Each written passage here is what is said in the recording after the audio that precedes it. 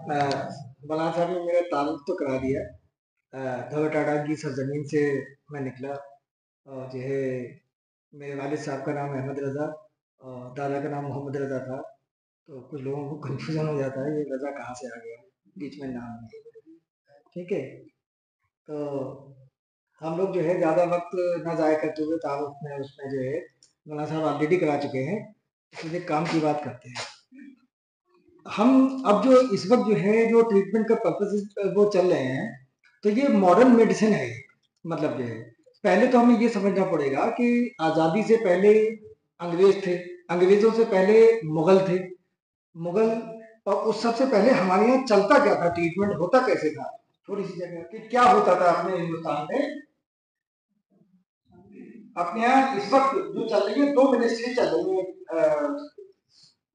एक चल रही है आयुष और दूसरी चल रही है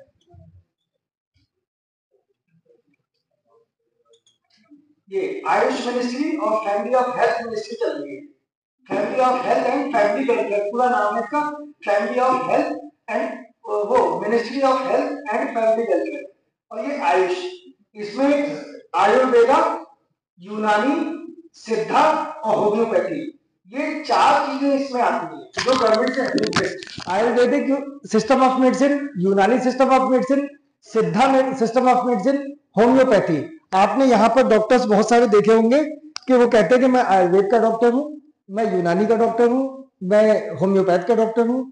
तो ये अलग अलग पैथीज कहलाती हैं, अलग अलग पैथीज कहलाती हैं। अब इसके अलावा जब ये सब हमारे यहाँ पहले से चलती थी, मुगलों के जमाने से, अंग्रेजों के आने से पहले, जब अंग्रेज यहाँ आए तो उन्होंने देखा उनके सोल्जर्स को, उनको जो है ट्रीटमेंट की, इलाज की जरूरत पड़ती थी। उन्हें ये बात समझ में नहीं आती थी, इनका सिस्टम ऑफ मेडिसिन उनको समझ में नहीं आ रहा था, क्योंकि वहां पर जो है एडवांस ट्रीटमेंट हो रहा था। तो यहाँ पर जब उनके सोल्जर्स को जब चोट लग जाती थी, कुछ हो जाता था, तो वो यहाँ पर जैसे जो ट्रीटमेंट का मेथड था, कोई लेप लगाते थे, कुछ करते थे, और हड्डी टूट जाती थी तो मतलब जो है करते थे। तो उन्होंने ये समझ में नहीं आ रहा था कि ये ट्रीटमेंट हमारे सोल्जर्स का, तो इन्हें जरूरत पड़ी अंग्रेजों को।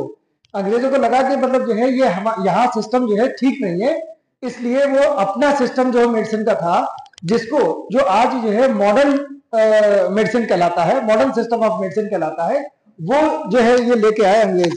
तो इन्होंने सोचा वहां से कुछ डॉक्टर्स बुला के लाए, तो ट्रीटमेंट उनको वहां से अच्छा लगा। उन्होंने सोचा इस तरीके से हमें तो यहाँ बहुत सालों साल रूल करना है, हम कैसे इस तरीके से कर पाएंगे, हर बार वहां से डॉक्टर लेके आएंगे। तो उन्होंने कहा हम यहीं पर मेडिकल कॉलेज सेट कर लेते हैं। उनके यहाँ पर पहले से मेडिकल कॉलेज जो सिस्टम पढ़ाने का था, इनमें क्या था, पढ़ाने का सिस्टम बहुत अच्छा नहीं बना हुआ था। जो खानदानी हकीम होते थे वो अपने औलाद को, पोते को, उनको पढ़ाते थे। पढ़ाते क्या थे, उनको समझा देते थे कि इस दवा का इलाज ये है, इस दवा का इलाज ये है। पढ़ाई का सिस्टम नहीं था। दूसरे जो है सिस्टम ऑफ मेडिसिन में पढ़ाई का बहुत अच्छा सिस्टम नहीं था कि हम generation to generation pass on करें।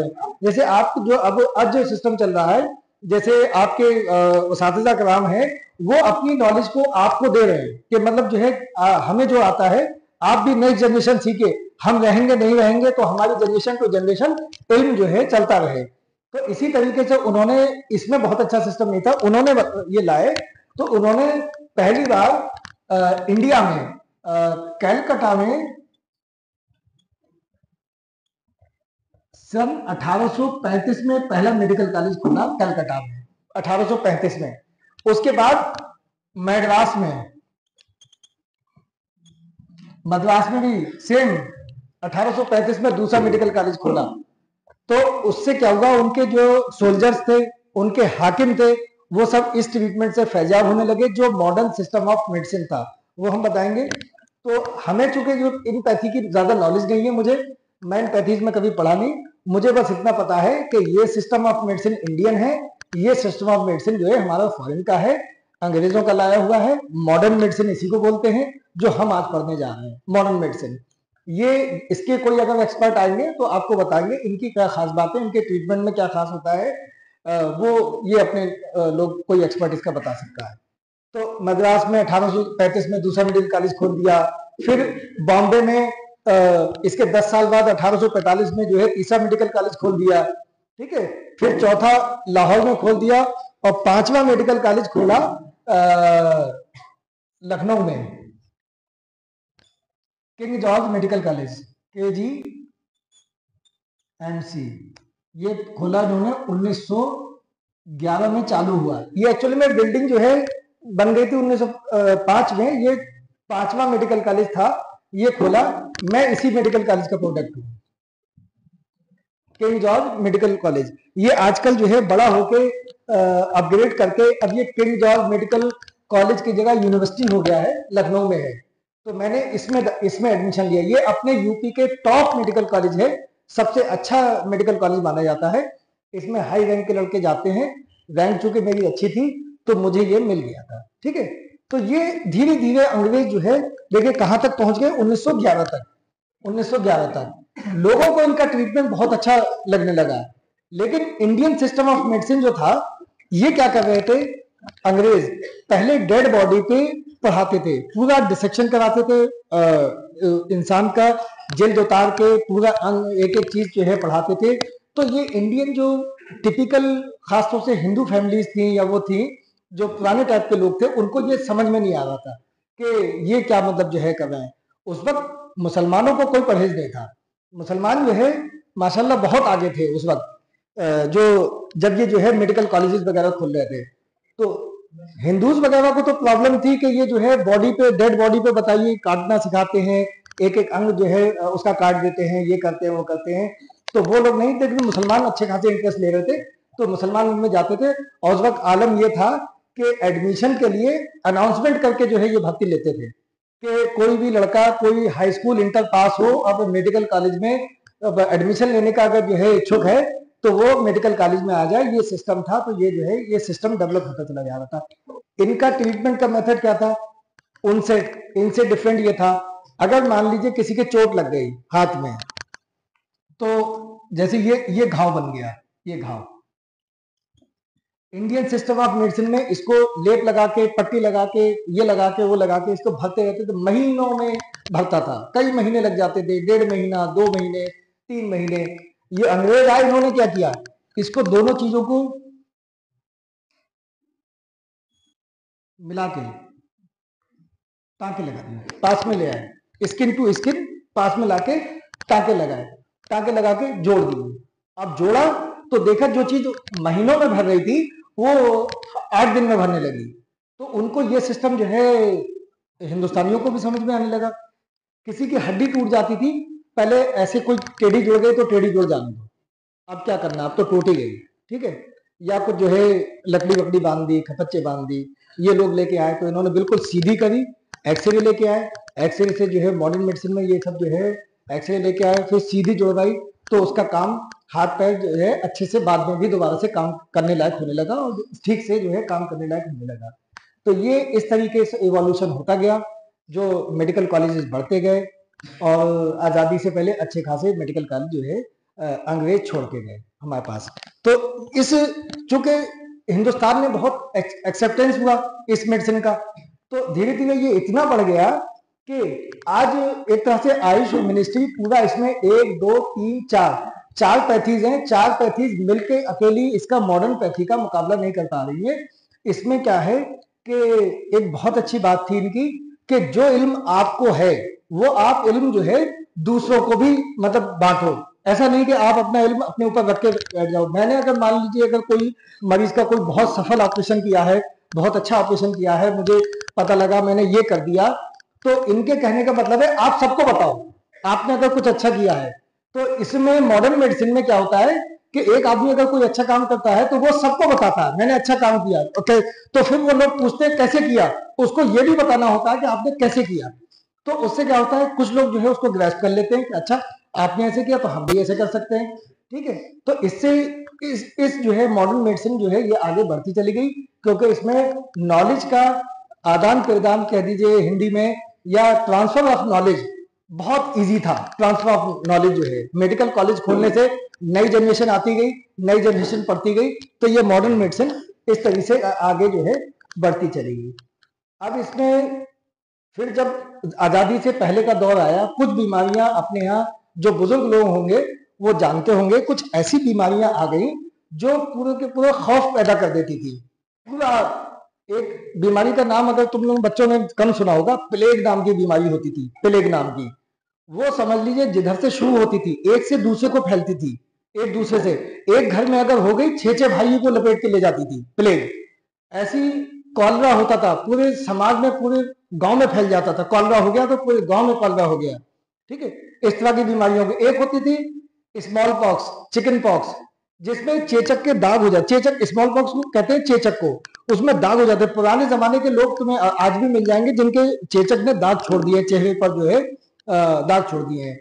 ये सब बीमारियां जो है, ये जो पैथीज थी, ये इनकी समझ में नहीं आ रहा था। अंग्रेजों को कुछ समझ में आ गया था कि इनका क्या करना है, तो अंग्रेजों ने इस पर फोकस किया। ऐसा नहीं अंग्रेज कुछ काम नहीं कर रहे थे, बुराइयां तो उनकी बहुत हैं, लेकिन कुछ अच्छे काम भी कर रहे थे अंग्रेज।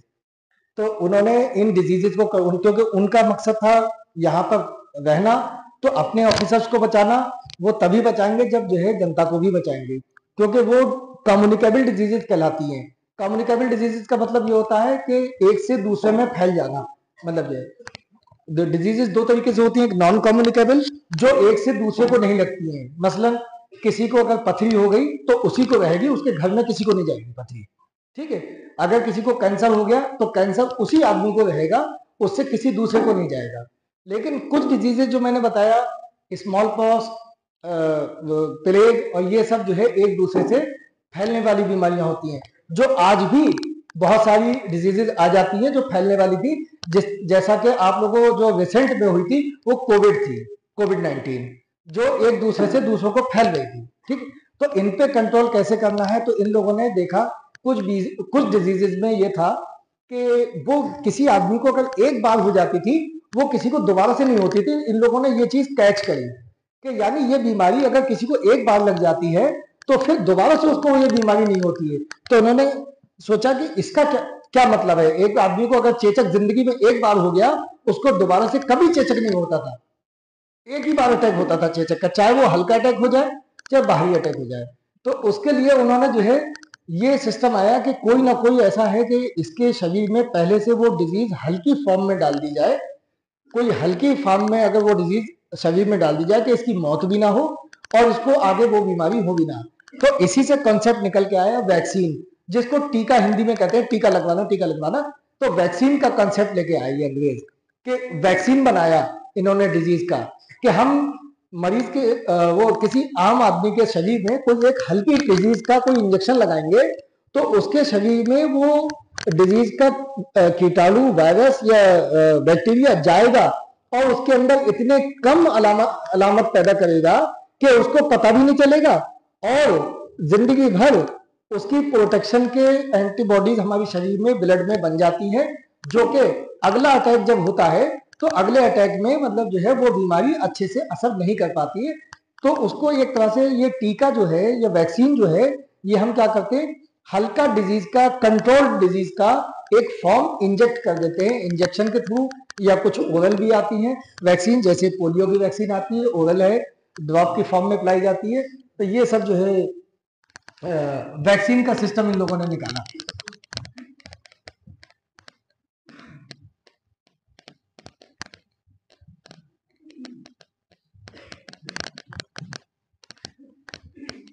वैक्सीन से इनको फायदा क्या हुआ, कुछ तो मेडिसिन आती गई कुछ डिजीजेस की, जैसे कॉलरा की मेडिसिन पहले बहुत नहीं थी अच्छी, बहुत अच्छी अच्छी मेडिसिन आई। फिर कॉलरा जो है जैसे किसी को होता है उसके घर में तुरंत उसको जो है दिखा के डॉक्टर को कंट्रोल कर लिया गया, तो उसको फैलने नहीं दी गया। चेचक का इन्होंने, जो चिकन वो स्मॉल पॉक्स कहलाता है चेचक, तो चेचक का इन्होंने वैक्सीन बनाया। तो इन्होंने कहा पूरे वैक्सीन लगा दो, पूरी जनता को वैक्सीन लगा दो, पूरी जनता को उस जमाने में वैक्सीन लगा दिया। और सन 1977 के आते आते स्मॉल पॉक्स दुनिया से बाहर कर दिया। मतलब अब स्मॉल पॉक्स है ही नहीं। अब किसी में, आज अब मॉडर्न जमाने में आप रह रहे हो, किसी के चेहरे पे वो वाले दाग नहीं देखोगे जो नई छाई के हैं। सिर्फ जो लोग, पुराने लोगों को कभी चेचक बचपन पे हो गया है, उनको हो गया 77 से, सन 1977 से पहले, और सन 1977 के बाद किसी को जो है चिकन पॉक्स नहीं हुआ। तो ये सब मॉडर्न मेडिसिन की देन थी इनकी, जो अंग्रेज जो अपना सिस्टम लेके आए थे। तो इसको जो है इंडियन गवर्नमेंट जब आजाद हो गया हिंदुस्तान, तो हिंदुस्तान ने इस सिस्टम को जाने नहीं दिया। इस सिस्टम ऑफ मेडिसिन को, क्योंकि जब तक ये लोग जो है 40-50 मेडिकल कॉलेज जो है इस्टेब्लिश कर चुके थे अंग्रेज, तो इंडियन गवर्नमेंट ने क्या कहा कि इस पद्धति को, जिसको मॉडर्न मेडिसिन या एलोपैथिक सिस्टम ऑफ मेडिसिन कहते हैं, इसको जो है उन्होंने जाने नहीं दिया अंग्रेजों के साथ। इसको जो है इन मेडिकल कॉलेजेस की संख्या इंडियन गवर्नमेंट ने और फर्दर बढ़ानी शुरू कर दी। उसमें फर्दर रिसर्च वगैरह सबके लिए पूरा बाकायदा जो है बजट होता है। पूरी, मैंने जैसे बताया, पूरी मिनिस्ट्री है उसकी, जैसे हेल्थ मिनिस्टर होता है पूरी अपनी इंडिया में, आयुष का मिनिस्टर अलग होता है, family of health and family welfare का, वो ministry of health and family welfare का मिनिस्टर अलग से होता है। इन लोगों ने जो है उसको जो है बढ़ावा दिया, क्योंकि इसमें इनको फायदा नजर आया कि इसमें जो है ट्रीटमेंट बहुत अच्छा फास्ट है, दर्द निवारक गोलियां बहुत अच्छी हैं, इमरजेंसी सिस्टम उनमें जो है, एक तो आयुष मिनिस्ट्री में क्या था कि आयुष वाली डिजीज में उनमें इमरजेंसी ट्रीटमेंट ज्यादा नहीं थे, इसमें इमरजेंसी ट्रीटमेंट बहुत था। आदमी को अभी आराम चाहिए, अभी आराम चाहिए, तुरंत आराम चाहिए, दर्द हो रहा है तुरंत आराम चाहिए, एक्सीडेंट हो गया तुरंत खून रुकना चाहिए, हमारे मरीजों के खून बह रहा खून रुकना चाहिए। तो ये सब जो है मॉडर्न मेडिसिन ने या एलोपैथी ने ये दिया। तो हमारे जो इंडियन जो गवर्नमेंट थी इसको बढ़ावा दे रही थी, तो 1977 के आते आते चला गया। उसके बाद जो है इन्होंने काम किया पोलियो पे। पोलियो पे जब इन्होंने जो है लगाया कि पोलियो को कुछ देशों ने, जो विकसित देश हैं, जो अपने आप को डेवलप्ड देश कहते हैं, अमेरिका, इंग्लैंड वगैरह, जिनके यहाँ पर से ये सब आई है, ये एलोपैथिक सिस्टम ऑफ मेडिसिन, वो हमसे इस चीज में काफी जो है काम ज्यादा करते हैं, उनकी गवर्नमेंट जो है इसमें बजट ज्यादा देती है, तो उन्होंने हमसे पहले इन डिजीजेस पर कंट्रोल पा लिया। जैसे पोलियो, पोलियो उन्होंने अमेरिका, इंग्लैंड बहुत पहले अपने यहाँ से खत्म कर चुके थे। पोलियो, पोलियो जो है, जो नए बच्चे हैं उनको नहीं पता होगा, पोलियो में क्या होता था, कोई अंग, किसी को पोलियो होता था तो कोई ना कोई अंग उसका जो है कमजोर हो जाता था, जैसे पैर कमजोर हो गया, हाथ कमजोर हो गया, उसका चेहरा टेढ़ा हो गया, तो पोलियो हो जाता था। तो ये अब तुम नई छाई में नहीं देखते हो कि पोलियो नहीं हो रहा है, किसी को नहीं देखा तुमने, कोई बच्चा जो है, पुराने जमाने में इतने लोग आपको मिल जाते थे, डंडा पकड़े हुए, ये पकड़े हुए, किसी का पैर बेकार हो गया है, किसी का जो है ये पोलियो से बहुत बेकार हो जाते थे। तो हिंदुस्तान गवर्नमेंट ने इसकी ड्राइव चलाई, पूरा वैक्सीन दिया, सबको, पूरी जनता को वैक्सीन दिया, और फ्री वैक्सीन दिया। फ्री कहा मतलब फ्री लगवाओ, बस लगवा लो आप। इससे क्या होगा कि वैक्सीन पूरी 100% वैक्सीन का वायरस जो है बचा ही नहीं, और अल्टीमेटली हिंदुस्तान में लास्ट केस इंडिया में 1911 में नोटिस किया गया, और 2014 में वर्ल्ड हेल्थ ऑर्गेनाइजेशन होती है WHO, इसने 2014 में मार्च में हमारी इंडिया को सर्टिफिकेट दे दिया कि इंडिया से पोलियो गायब हो चुका है। अब 2011 के बाद से कोई भी पोलियो का मामला हमारे हिंदुस्तान में देखने को नहीं मिला है, कोई रिपोर्ट नहीं हुआ है। पाकिस्तान जो है हमसे अभी इस मामले में थोड़ा पीछे है, पाकिस्तान में अभी भी इक्का दुक्का पोलियो के मामले आ जाते हैं, ठीक है। पाकिस्तान जो है पोलियो फ्री नहीं हुआ है, हमारा देश पोलियो फ्री हो गया है, और WHO ने सर्टिफिकेट दे दिया है। ये वर्ल्ड हेल्थ ऑर्गेनाइजेशन है, ये जो है सारी कंट्रीज की, मतलब एक पूरी वर्ल्ड की एक ऑर्गेनाइजेशन में हर देश के सदस्य होते हैं, इसमें सब कंट्रीब्यूशन डालते हैं, ये अपने टाइम टू टाइम ये अपना काम करती है, एक जो है हेल्थ बॉडी है, और मैनेजमेंट करने की किसी भी देश को ज्यादा जरूरत होती है, कहीं प्रॉब्लम ज्यादा हो जाती है तो ये उधर अपना पूरा ध्यान कर देती है, और उसमें उस डिजीज को कंट्रोल करने की कोशिश करती है। इसका रोल मैंने थोड़ा इसलिए बताया, अभी हमारे यहाँ जब कोविड आया था, तो कोविड जिस जिस देश में जा रहा था और ज्यादा तबाही मचा रहा था, तो इस संस्था ने बहुत काम किया। इस संस्था ने जो है गरीब देशों की बहुत मदद की। गरीब देश जो वैक्सीन नहीं बना पा रहे थे, हमारा देश तो चलो सक्षम था, देश ने वैक्सीन बना लिया, कुछ देश वैक्सीन टीका, कुछ देश ऐसे थे जो वैक्सीन नहीं बना पा रहे थे, या वो बहुत गरीब थे, लेकिन वहां भी कोविड से मौतें बहुत ज्यादा हो रही थी। तो उन्होंने, WHO ने क्या कहा कि जो मालदार देश हैं वो इनकी मदद करें, और मदद करके कोविड का वैक्सीन वहां तक पहुंचाया। अल्टीमेटली कोविड पे धीरे धीरे करके कंट्रोल में आ गया, ठीक है। तो ये था वैक्सीन का रोल जो है, ये सब जो है 2000 के आते आते 2000 के बाद से वैक्सीन का रोल जो है, अब आज भी इंडियन गवर्नमेंट छोटे बच्चों में एक जो है नेशनल हेल्थ इम्यूनाइजेशन प्रोग्राम में कुछ वैक्सीन, टीके आज भी फ्री देती है, फ्री, जो कॉमन डिजीजेज हैं। जैसे पुराने जमाने में एक काली खांसी होती थी, पर्टुसिस बोलते थे, बच्चा ऐसा खांसता था कि खांसते खांसते बेहोश हो जाता था, इतनी बुरी काली खांसी बोलते थे। जो कि अब जो है नेक्स्ट जनरेशन में आपको ऐसी खांसी देखने को नहीं मिलती है। डिप्थेरिया था, गले में इतनी सूजन हो जाती थी, टॉन्सिल हो जाते थे, बच्चे सांस नहीं ले पाते थे और अल्टीमेटली कई बच्चों की उसमें डेथ हो जाती थी इसी चक्कर में, क्योंकि इतना सूजन होता था, गले में सांस ही नहीं ले पाती थी उसकी। तो डिप्थेरिया तो ये था, काली खांसी, ये सब जो है डिजीजेज जो है अब कल सबको कंट्रोल में आ गई है। इसके टीके आ चुके हैं। बहुत कॉमन टीके आपने सोचे होंगे, सुने होंगे, पोलियो का टीका और डीपीटी का टीका। इसमें 3 डिजीजेज आती हैं, ये 3 डिजीज का टीका इकट्ठा बना दिया है, डिप्थेरिया, पर्टुसिस और टाइफाइड। ठीक है, छोटे बच्चों में ये डिजीजेज बहुत कॉमन थी। अब क्या है, कोई भी बच्चा पैदा होता है तो हमारे अगर कोई भी आदमी अगर किसी सरकारी स्कूल अस्पताल में जाएगा तो वहां पर ये सब पोलियो जो है वो टीके आपको जो है फ्री में लगाए जाएंगे। इंडियन गवर्नमेंट की तरफ से इसका खर्चा सब इंडियन गवर्नमेंट उठाती है बहुत सारी डिजीजेस का। अगर आप प्राइवेट सेटअप में भी जाएंगे तो पहले ये था कि कुछ लोग जो थे कि गवर्नमेंट सेटअप में जाना पसंद नहीं करते थे, हम तो नहीं जाएंगे, हम तो नहीं जाएंगे, तो वो बच्चे छूट जा रहे थे। तो उन्होंने क्या कहा कि जो प्राइवेट सेंटर्स हैं, अच्छे मान्यता प्राप्त हेल्थ सेंटर्स हैं या हॉस्पिटल्स हैं, बड़े बड़े हॉस्पिटल्स हैं, सबको गवर्नमेंट ने कहा आप भी ये चीज फ्री दो। तो प्राइवेट सेंटर्स ने कहा हम कैसे फ्री दें, सरकार ने कहा हमसे लो लेकिन लगाओ सबको, तो कोई बच्चा छूट ना पाए। कोई बच्चा जो जिसके टीके, जिस बीमारी का टीका बन चुका है उसका, वो बच्चा जो है उससे बीमारी से नुकसान ना पाए जिसका टीका आ चुका है। तो आज जो है इन सब बीमारियों का कंट्रोल है। और पहले एक चलता था रोटा वायरस, उसका डायरिया होता था, इतना डायरिया होता था बच्चों को कि बच्चा कमजोर होके, बेहोश होके, और कुछ बच्चों की डायरिया से डेथ हो जाती थी, कॉलरा के अलावा। तो उसमें भी उसका टीका आ गया।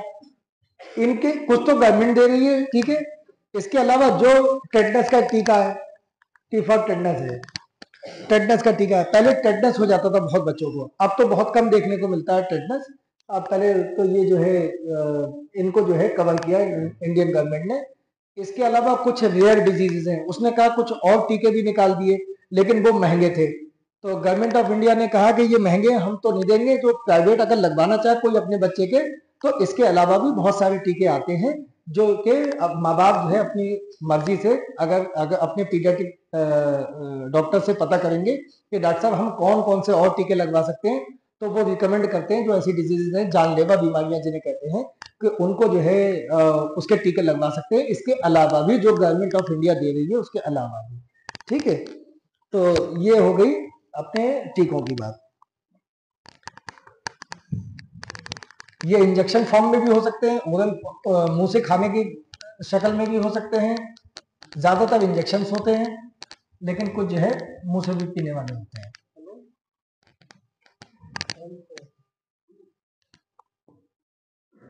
अब क्योंकि मैं सर्जन हूं, फिजिशियंस की डिजीजेस बहुत ज्यादा मैं नहीं डिस्कस करूंगा, टाइम बहुत खिंच जाएगा। डिजीजेस तो बहुत है, कॉमन डिजीजेस जो है सर्जिकल वाली जो है प्रॉब्लम्स हैं, जो बच्चों को बहुत हो जाती हैं, जिनको आम आदमी को पता होना चाहिए।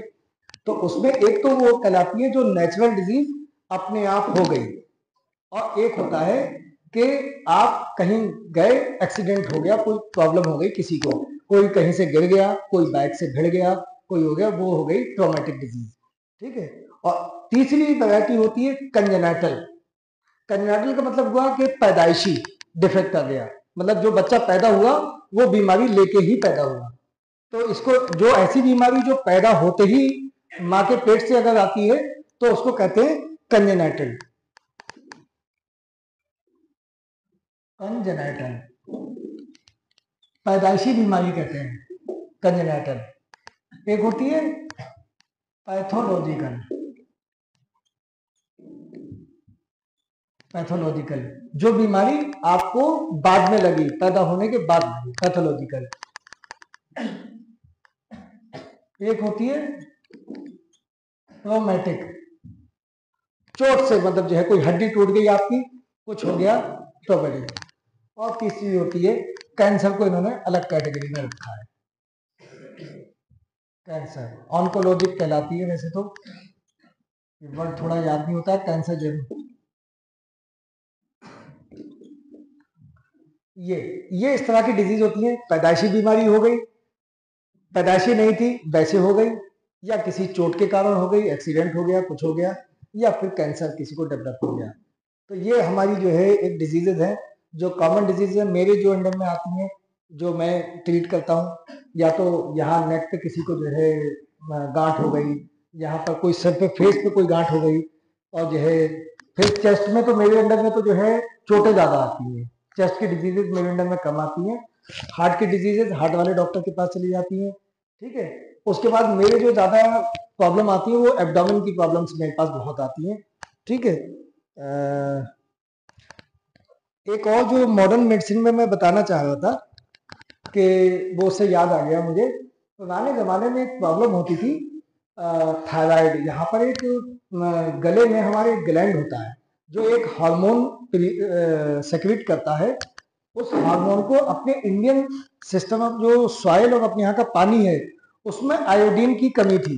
जिन जिन इलाकों में आयोडीन की कमी थी तो वो उसको हार्मोन बनाने के लिए ये यहाँ पर एक गांठ बन जाती थी, बड़ी सी हो जाती थी। वो थायराइड ग्लैंड था जो नॉर्मल अपने सबके होता है लेकिन फील नहीं होता, किसी को मालूम नहीं पड़ता ऐसे।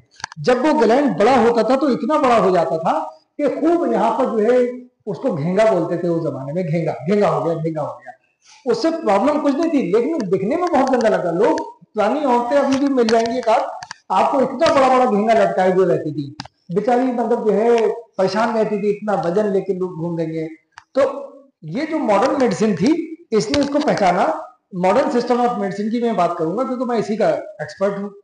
तो इन्होंने पहचाना कि ये ऐसे घेंगा होता क्यों है। इन्हें पता ये चला कि हमारे खाने पीने में जहां पर इंडिया में आयोडीन की कमी होती है। एक आयोडीन एक हार्मोन वो होता है मिनरल, उसकी कमी हो जाती है। तो उसकी कमी को बजाने, उसके हार्मोन को बनाने के लिए उसे ज्यादा मेहनत करनी पड़ती है हमारे ग्लैंड को। तो ग्लैंड ज्यादा मेहनत करते करते करते करते बढ़ जाता है और इतना बढ़ जाता है। तो इन्होंने क्या किया कि इन्होंने कहा अगर हम उसको मरीज को आयोडीन की गोली दें तो शुरुआती स्टेज में कुछ लोगों का थोड़ा बड़ा हुआ, तो आयोडीन की जब गोली खिलाई गई तो पता लगा उनका घेंगा धीरे धीरे कम हो गया, खत्म हो गया। जिनका घेंगा पुराना हो गया उनका ठीक नहीं हो पाया। तो उन्होंने कहा कि मतलब इंडियन गवर्नमेंट ऑफ सिस्टम ने, जब डॉक्टर्स ने उनको सुझाया गवर्नमेंट को कि अगर आप चाहते हैं कि ये घेंगा खत्म हो जाए, मतलब हमारे हिंदुस्तान में किसी को हो ही ना, तो आप ऐसा करिए, एक तरफ से सबको आयोडीन खिलाना शुरू कर दीजिए। अगर कोई आदमी आयोडीन लेना शुरू कर दे तो उसको घेंगा होगा ही नहीं। तो इंडियन गवर्नमेंट ने कहा तो इसके लिए क्या कर सकते हैं, हम कैसे कहेंगे मरीजों से, मरीज तो जो है आयोडीन की गोली जाके खरीदेगा नहीं। तो उन्होंने कहा नमक उतारा। उन्होंने कहा नमक हर घर में इस्तेमाल होता है, आयोडीन इतनी कम मात्रा में चाहिए होता है, बहुत कम मात्रा में। नमक में अगर आप डाल दो, नमक में, तो आयोडीन अपने आप ही चला जाएगा। नमक में आयोडीन डाल दो। तो ये पैकेज, उससे पहले ये जो नमक आपको आजकल मार्केट में देखने को मिलता है पैक्ड नमक, पहले ऐसा नमक नहीं आता था। हम जब छोटे थे तो आपके असातिज़ा कराम को सबको पता होगा, डेली वाला नमक कहलाता था, टुकड़े आते थे, डेली वाला नमक, वो नमक आता था जब हम लोग छोटे थे। उसके बाद ये जो पिसा हुआ नमक आया, इसमें उन्होंने क्या किया, आयोडीन डाल दिया। तो जिन घरों में ये वाला नमक यूज होने लगा आयोडीन वाला, तो उन घरों में घेंगा हुआ ही नहीं, घेंगा नहीं होने लगा। तो इंडियन गवर्नमेंट, कुछ लोग गरीब थे वो बेचारे तब भी नहीं मान रहे थे। वो कह रहे थे कि क्या नाम है जो है हम तो नहीं खरीद पाएंगे, ये नमक तो महंगा हो रहा है। जिसमें आयोडीन पड़ा होता था वो नमक महंगा होता था, पुराना वाला नमक सस्ता होता था, लेकिन परेशान थे। तो इंडियन गवर्नमेंट ऑफ मेडिसिन ने उसने क्या कहा, इंडियन गवर्नमेंट ने कहा इसको हम कंपलसरी कर दे रहे हैं, इसको ऐसा करते हैं कंपलसरी कर दे रहे हैं। मतलब जो है कोई आदमी डेली वाला नमक ले ही ना, सब यही वाला नमक लेंगे। तो अब आज के जमाने में कोई भी इंडियन कंपनी जो नमक उतारेगी, तो इंडियन गवर्नमेंट की तरफ से रूल है कि उसको उसमें आयोडीन डालनी ही पड़ेगी नमक में। कोई भी मार्केट में किसी भी ब्रांड का नमक उठा के देख लीजिए, वो सस्ता ब्रांड अलग हो सकता है कि यहाँ का लोकल हो, कोई ब्रांड जो है वो नहीं डाल रहा हो, लेकिन जो स्टैंडर्ड ब्रांड है वो सब नमक डाल रहे हैं। तो ये मास लेवल पे जो डिसीजन लिए जाते हैं ये government of India, ministry of health and family welfare लेती है। तो इसने नमक को आयोडीन, आयोडाइज्ड नमक, जो अब जो मार्केट में आपको मिलता है वो मिलता है आयोडाइज्ड सॉल्ट, आयोडाइज्ड सॉल्ट, इसमें आयोडीन मिला हुआ होता है। अब आप मार्केट में किसी भी कंपनी का नमक उठा के देख लीजिए, स्टैंडर्ड कंपनी का, उसमें आयोडाइज्ड साल्ट लिखा होगा, उसमें आयोडीन पड़ा हुआ होता है। ये गवर्नमेंट ऑफ इंडिया की तरफ से मैंडेटरी है। हालांकि कुछ फैक्ट्रीज वगैरह में कहीं नमक है, अगर नमक का इस्तेमाल है तो वहां पर अनआयोडाइज्ड जो सादा वाला डेली वाला नमक है उसकी परमिशन है। लेकिन खाने के लिए कोई जो है नमक जो है नॉन आयोडाइज्ड नमक नहीं दे सकता। तो इससे ये धीरे धीरे जो मॉडर्न मेडिसिन है ये बता रही थी कि हम कुछ बीमारियों पे काबू पा सकते हैं अगर हम अपने ध्यान से। जिन्हें आपको एग्जांपल दी, प्लेग पुराने जमाने की बीमारी थी जो अब खत्म हो चुकी है, प्लेग, ठीक है, उससे बहुत डेथ होती थी, पूरे के पूरे घर साफ हो जाते थे, लोग इतने बच्चे होते थे, 4-4 5-5 भाई प्लेग में खत्म हो जाते थे।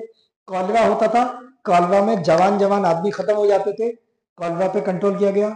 एक मैंने बताया स्मॉल पॉक्स पे कंट्रोल किया गया। स्मॉल पॉक्स में जिसमें चेचक पे दाग हो जाते थे फेस पे, कहीं पे पूरे, किसी किसी के तो पूरे शरीर पे दाग हो जाते थे, चेचक पे कंट्रोल हो गया।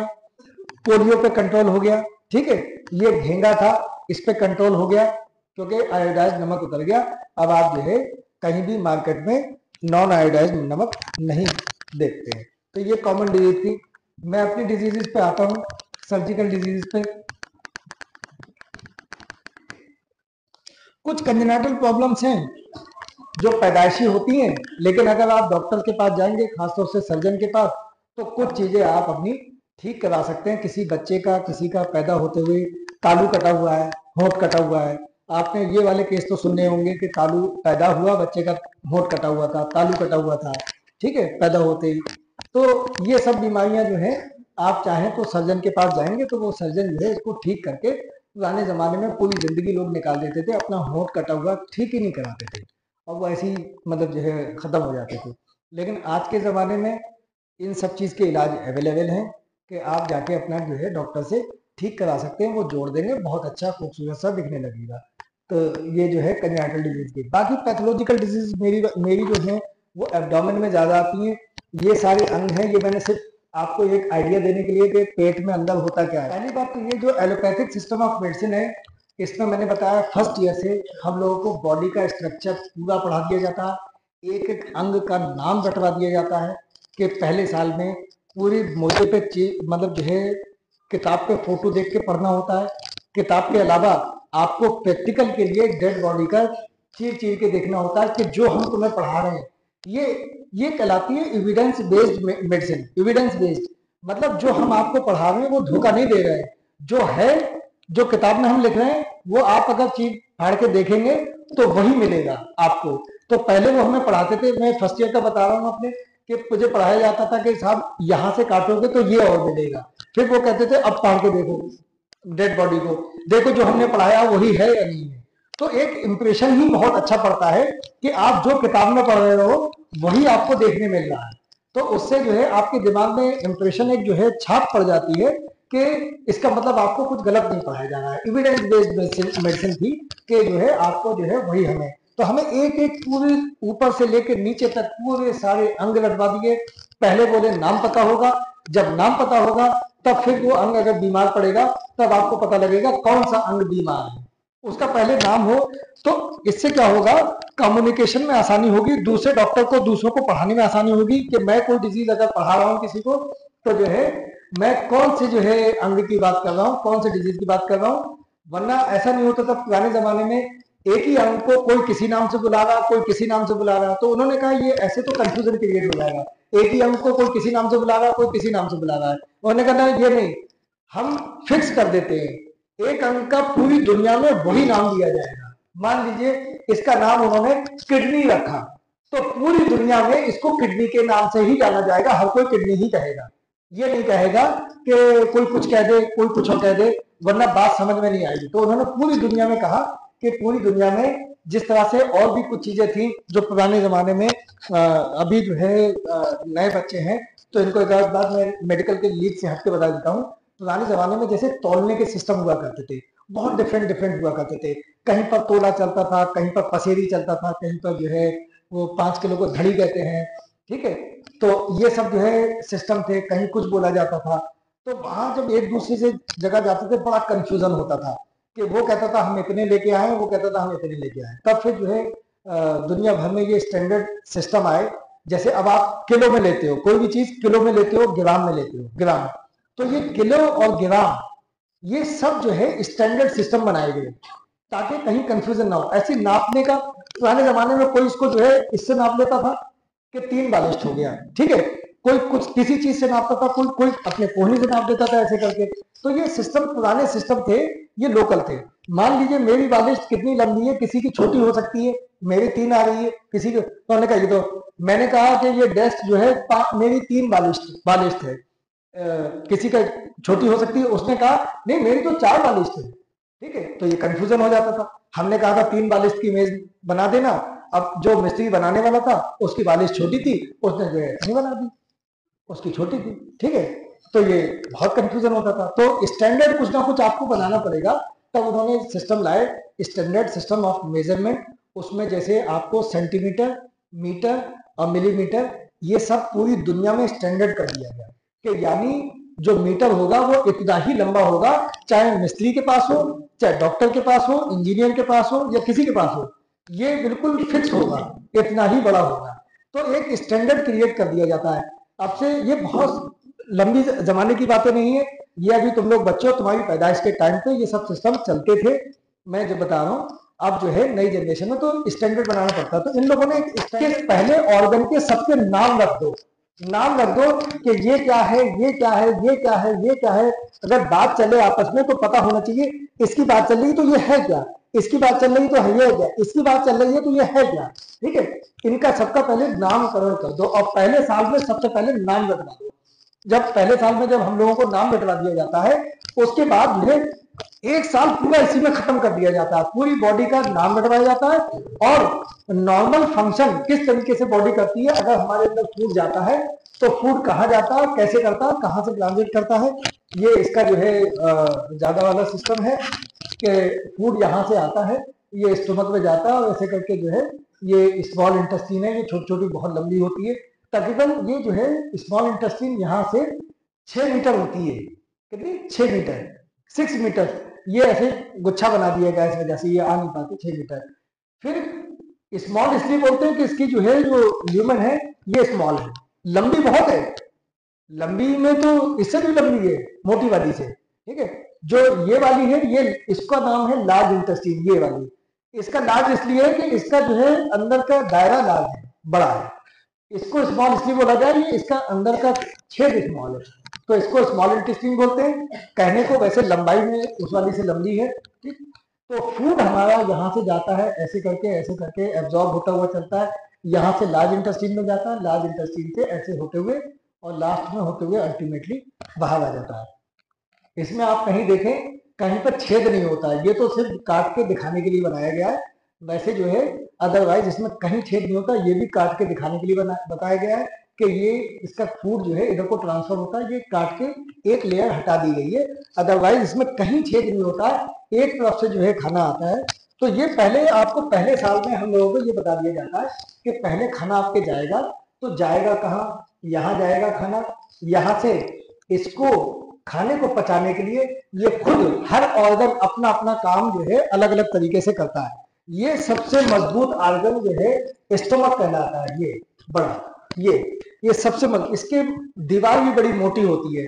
तो चूंकि जब पहले हम लोग खाना लेते हैं अंदर, तो सबसे पहले खाना सबसे मजबूत वाले अंग को मिलना चाहिए, इसको चबाना होता है, ये कॉन्ट्रैक्ट करता है बीच बीच में, उसको लॉक पोट करता है पूरे खाने को स्मॉल स्मॉल पीसेस में। वैसे तो सबसे पहले काम हमारे मुंह से शुरू हो जाता है, मुंह हमारे जो है निवाले को तोड़ता है और निवाले को छोटे छोटे पीस कर देता है। पहले तो काम को शुरुआत यही से हो जाती है, और उसको भी जो अपने मुंह का लार होता है सलावा, वो उसको चिकना भी करता है अंदर, ताकि आसानी से अंदर जो है ट्रांसफर हो जाए। तो काम तो यहीं से शुरू हो जाता है। इसके बाद जो छोटे छोटे पीस हो गए उसको फिर ये मरोड़ता है, इसमें जो है मरोड़ आती है और ये अपने हिसाब से तोड़ के जब थोड़ा और बारीक हो जाता है, इसमें जूसेस मिल जाते हैं, पतला हो जाता है, तो ये आगे को बढ़ना शुरू हो जाता है खाना। फिर जहां जहां जो जिस इंटेस्टाइन का काम है वो अपना अपना काम करती रहती है, कुछ और जो है इसमें एंजाइम्स वगैरह मिलते रहते हैं। यहाँ पर इसमें एक इसके अपने एंजाइम का इस सिस्टम को मैं बड़े को दिखा देता हूँ इसको। ये जो सिस्टम बना हुआ है, ये ग्रीन जो है, ये ग्रीन, ये पित्त है जिसको गॉल ब्लैडर बोलते हैं, तो इसको हमने बड़ा करके यहाँ दिखा दिया उसी सिस्टम को। ये ग्रीन वाला पित्त था, इसकी नाली है और ये आके जो है यहाँ पर जो है देता। एक ये मैदे के पीछे एक अंग होता है पैंक्रियाज, ये भी अपने डाइजेस्टिव एंजाइम्स जो है प्रोड्यूस करता है। डाइजेस्टिव एंजाइम्स इसके अपने होते हैं और इसके होते हैं, और कुछ डाइजेस्टिव एंजाइम जो है यहाँ से आते हैं, जूस, डाइजेस्टिव जूस। तो ये जूस जो है जब लीवर में बनता है तो इसका अगर छोटा वाले में यहाँ देखेंगे, यहाँ से इस नाली में आता है ये नाली में। इसका बड़े में आप देखेंगे तो खाना हजम करने के लिए लीवर से डाइजेस्टिव जूसेस बनते हैं, बाइल जैसे बोलते हैं, ये यहाँ से आता है और यहाँ इस नाली के साथ मिलके इसके भी जूसेस मिल जाते हैं और दोनों मिलके इंटेस्टाइन में ट्रांसफर हो जाते हैं। तो इधर से फूड आ रहा है, इधर से इस फूड में ये डाइजेस्टिव जूस मिलता चला जा रहा है, मिल गया, और यहाँ से आगे चल के ये अपना काम कर रहा है, वो अपना डाइजेशन यहाँ से स्टार्ट हो गया। तो एक तो गलतफहमी लोगों को बहुत ये होती है, वहां पित्त में डाइजेस्टिव जूस बनते होंगे, जो बाइल जो है जिसे बोलते हैं डाइजेस्टिव जूस। तो ये क्या हुआ, डाइजेस्टिव जूस तो इसमें बने ही नहीं। मैंने कहा डाइजेस्टिव जूस यहाँ बने लीवर में, और लीवर से इस नाली में आए। फिर इसका काम क्या हुआ, इस वाले अंग का, पित्त का, ये बहुत डिजीज होता है, बहुत कॉमन डिजीज है। तो उसमें से इसलिए पढ़ेंगे पहले इसका रोल कि इसका कुछ काम है या नहीं है। तो इसका काम ये है कि अगर आपने खाना हैवी डाइट नहीं लिया और यहाँ पर जरूरत नहीं है, तो ये यहाँ पर एक जो है बिल्कुल हमारे जैसे नीचे एनल ओपनिंग होती है, हमें जब हाजत होती है तभी हम जो है रास्ता खुलता है, वरना दरवाजा क्लोज रहता है। जब हाजत होती है तो हम बैतुल खला जाते हैं, तब वो रास्ता खुल जाता है, उसके बाद फिर बंद हो जाता है। तो ऐसे ही यहाँ पर भी ये रास्ता है। ये रास्ता यहाँ पर जब अगर हम भूखे पेट हैं तो हमें जूस की जरूरत ही नहीं है, डाइजेस्टिव जूस की। तो जब डाइजेस्टिव जूस की जरूरत नहीं है तो यहाँ पर ये जो रास्ता है ये बंद हो जाता है। जब बंद हो जाता है तो एक्स्ट्रा जूस जो है यहाँ जाके इकट्ठा हो जाता है। इसका काम है सिर्फ स्टोर करना, इसका काम है स्टोर करना, बनाना नहीं है। ये जूस बनाता नहीं है, ये स्टोर कर लेता है। फिर उसके बाद जो है 4-6 घंटे भूखा रहने के बाद फिर आपको दावत मिल गई कहीं उड़ाने के लिए, जब आपने खाया तो उसके बाद जो अक्सर दावत में क्या होता है, हैवी खाना हो जाता है, बहुत डाइट हैवी हो जाती है। तो जब डाइट हैवी होगी तो गैस्ट्रिक जूसेस क्या चाहिए, डाइजेस्टिव जूसेस आपको ज्यादा, बहुत ज्यादा चाहिए, बहुत ज्यादा डाइजेस्टिव जूस चाहिए। तो जो नॉर्मल फ्लो होता है वो तो मिल ही रहे होते हैं, लेकिन डिमांड जो है बॉडी की बहुत ज्यादा हो जाती है कि हमें और खाना पचाने के लिए चाहिए। तो तब इसका रोल आता है, ये अपने पिचक जाता है, ये पिचक के जूस फेंक देता है एक्स्ट्रा, कहता है कि चलो हमारे पास स्टोर है, हमसे ले लो, हमसे ले लो। और तो ये जो है फेंक देता है, पिचकता। तो इसका काम है पिचकना फैलना, पिचकना फैलना। तो ये जो है जब जरूरत नहीं होती है तो इसमें जूस इकट्ठा रहता है, तो ये फैलता रहता है। फिर जब जरूरत होती है तो ये पिचक के अपना जूस छोड़ देता है, उस नाली के थ्रू इसमें जो है नीचे जो है आ जाता है। तो इसको इसीलिए इसका नाम ब्लैडर रखा गया है। ब्लैडर हर उस चीज का नाम होता है जो फैलती और सिकुड़ती है। अंग्रेजी में ब्लैडर माने फैलने और सिकुड़ने वाले। जैसे फुटबॉल आप लोग खेलते हैं तो उसमें एक ब्लैडर होता है, ब्लैडर होता है। तो उसमें क्या होता है, हवा आपने डाल दी तो वो फूल गया, हवा निकाल दी वो पिचक गया, तो वो क्या हुआ, बॉल ब्लैडर, बॉल का ब्लैडर है। तो अब जो है बॉडी में है ये गॉल ब्लैडर है, इसका नाम है, वो बॉल ब्लैडर है, ये नाम है गॉल ब्लैडर। ऐसे ही हमारे पेशाब की थैली होती है, ये जब पेशाब इसमें भर जाता है तो ये फूल जाती है, ठीक है। जब पेशाब हमें करना होता है तो ये पिचक जाती है, ये पूरी थैली जो है ये पेशाब की थैली, ये पिचक जाती है। तो ये इसका नाम फिर भी, इसका भी नाम ब्लैडर होना चाहिए, होना चाहिए नहीं होना चाहिए, ये भी पिचकती है फूलती है, तो इसका भी नाम यूरिनरी ब्लैडर है। इसीलिए जो जितने भी बॉडी में ऑर्गन्स जो ब्लैडर के नाम से जाने जाते हैं, जैसी ब्लैडर आएगा मतलब तो इसका मतलब होगा कोई अंग ऐसा होगा जो हमारा सिकुड़ता और फैलता होगा, तो इसका नाम भी इसीलिए यूरिनरी ब्लैडर रख दिया है। तो ये सिस्टम बॉडी में अपने पेट में सबसे पीछे वाली दीवार पे बिल्कुल चिपका हुआ होता है।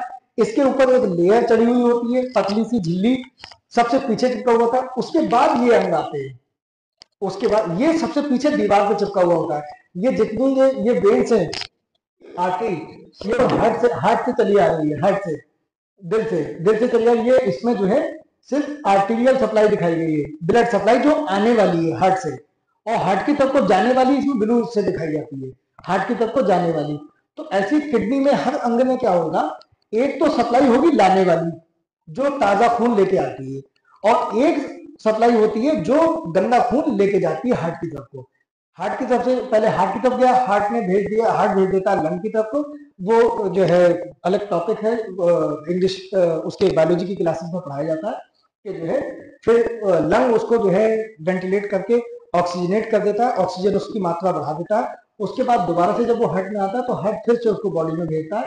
तो जितने भी हैं, पूरी कहीं भी जिस्म में आप चाकू मार लें खून निकलेगा। वो ब्लड की नलकियां पतली पतली पतली पतली पतली जितना दूर जाती जाती है हार्ट से उतनी पतली पतली, जैसे जैसे जिस्म की सप्लाई है उस हिसाब से पतली होती चली जाती है। जहां पर अंग में ज्यादा ब्लड की सप्लाई चाहिए होती है, जैसे ब्रेन है, ब्रेन हमारा बहुत एक्टिव रहता है, हम हर वक्त जो है एक्टिव रहते हैं, तो ब्रेन को ब्लड सप्लाई कितनी मिलना चाहिए? ज्यादा मिलना चाहिए। जो अंग जितना ज्यादा काम करेगा, जितना ज्यादा एक्टिव होगा, उसको ब्लड सप्लाई उतनी ज्यादा होगी। जो जितना कम एक्टिव होगा उसको ब्लड सप्लाई उतनी कम मिलेगी। मसलन जैसे हमारा जो स्किन है, स्किन में का कोई ज्यादा रोल ही नहीं है ऐसे, मतलब एक्टिवली, तो इसको सप्लाई कम मिलेगी। ठीक है, जितना डिस्टेंस जाते जाएंगे, सिर्फ एक उंगली है, एक उंगली अपना एक अकेले जितना काम करेगी उसको उतनी सप्लाई मिलेगी। ब्रेन बहुत काम करता है तो ब्रेन को सप्लाई ज्यादा मिलती है। ब्रेन, लीवर और किडनी और लंग, लंग का तो बेचारे का पूरा रोल है, वो तो ऑक्सीजनेट करके ऑक्सीजन वो ब्लड को साफ करके देगा, तो उसे तो सप्लाई बहुत मिलेगी। तो हमेशा किसी भी अंग की सप्लाई दो तरीके की होती है। एक तो होती है साफ खून की जो आती है दिल की तरफ से, और एक होती है गंदा खून जो दिल की तरफ को जाता है, दिल की तरफ को। फिर दिल उसका काम जो है लंग से करवाता है, अपना जो है किराएदार रख के काम जो है दिल जो है उसको भेज देता है कि भाई हमारे पास जो है गंदा खून पड़ा हुआ है, इसे साफ करके भेजो। तो लंग के पास गया और लंग से साफ खून होके आके दिल में आ गया। अब वो दिल के लंग डायरेक्ट किसी अंग को सप्लाई नहीं करता है अपना खून, लंग जो है सारा खून दिल को वापस कर देता है, साफ करने के बाद दिल को हार्ट को वापस कर देता है। फिर हार्ट क्या करता है, अब वो अपने हिसाब से सप्लाई देता है कि मैं कहाँ किसको जो है कितनी सप्लाई देनी है, वो अपने हिसाब से डिसाइड करता है। तो ये हमारा जो है पीछे का सिस्टम है। और उसके बाद ये सिस्टम है, इसको थोड़ा सा छोटा करके बड़ा करके देखेंगे तो ये और बड़ा हो जाएगा, और अलग अलग करके दिखा दिया है। इसमें भी हालांकि एक दो चीजें इन्होंने हटा दी हैं ताकि पब्लिक अवेयरनेस हो, वरना फिर वो एक इसमें जो है चर्बी होती है स्टमक पे लगी हुई। आपने कुर्बानी के टाइम पे देखा होगा बकरे में एक लंबी सी एक चादर टाइप की एक चर्बी होती है, तो वो अपने जो है ह्यूमन बीइंग में भी होती है, इस पे स्टमक से लटक रही होती है, वो यहाँ से और इससे ऐसे करके लटक रही होती है चर्बी। तो वो इसमें हटा दी गई है दिखाने समझाने के लिए, ताकि इसमें जो है पर्दा न लगे। इसकी जो मैं डिजीजेस की बात कर रहा था, तो अब चूंकि गॉलब्लैडर की हम बात कर रहे थे, इसी की डिजीज की बात करते हैं, बहुत कॉमन डिजीज है, इसमें स्टोन पैदा हो जाते हैं इस अंग में। काम आपने समझ लिया कि मतलब जो है इसका काम क्या है, सिर्फ ये स्टोर रूम का काम करता है। तो इसमें जो है स्टोन हो जाते हैं। तो स्टोन जो है के अपनी अपनी प्रॉब्लम्स हैं, किसी को पेन होता है, किसी को कुछ नहीं होता, पड़े रहते हैं, बहुत दिनों तक पड़े रहते हैं, पता नहीं कब पेन करेंगे। स्टोन छोटे हो सकते हैं, बड़े हो सकते हैं, एक किसी को सिंगल स्टोन हो सकता है, किसी को मल्टीपल स्टोन हो सकते हैं, बहुत सारे हो सकते हैं, किसी को अनगिनत हो सकते हैं, हजारों हो सकते हैं एक तक में। ठीक है, तो ये कुछ नहीं है कि उनको एक स्टोन है, उनको मल्टीपल स्टोन्स हैं। तो स्टोन्स कितने भी बन सकते हैं, वो अलग अलग तरीके से उसकी जो है ये बहुत कॉम्प्लिकेटेड प्रोसेस है कि स्टोन्स बनते कैसे हैं।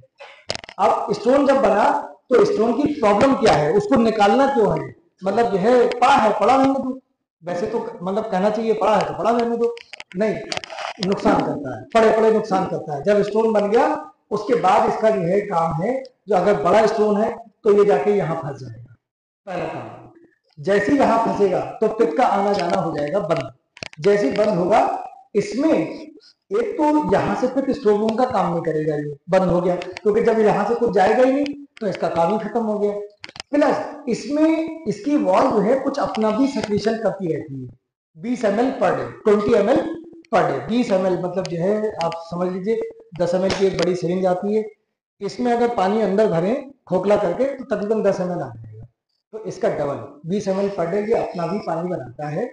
तो ये क्या करेगा, जब ये रास्ता ब्लॉक हो जाएगा तो ये 20 ml पर डे जो बनता रहेगा तो ये पित्त में फूलता रहेगा, इसको निकलने की जगह ही नहीं मिलेगी। जब इसको जगह नहीं मिलेगी तो ये एक लिमिट है, जैसे बॉल में आप हवा डाल रहे हैं तो हवा डालने की भी एक लिमिट है, जब आप डालते रहेंगे तो अल्टीमेटली क्या होगा, ब्लास्ट, अल्टीमेटली क्या होगा, ब्लास्ट होगा। ठीक है, बॉल फट जाएगी। तो ऐसी जो है इसमें जो है ये अल्टीमेटली इतना ज्यादा स्ट्रेचिंग हो जाती है। तो कोई भी बॉडी का अंग जब आप खींचोगे लिमिट से ज्यादा, तो जो है एक नॉर्मल हाथ पकड़ के खींच रहे ठीक है, जब जरूरत से ज्यादा खींचेगा तो उसमें हो जाएगा फिर पेन। ठीक है, जब पेन शुरू होता है तो बहुत सीवियर पेन होता है। दूसरी बात, बॉल कई बार जो है ये इसकी बॉल जो है गल जाती है और गल के जो है सड़ भी जाती है। तो इसलिए ये एक कॉम्प्लिकेशन हुआ कि स्टोन अगर यहाँ फंस गया, एक कॉम्प्लिकेशन।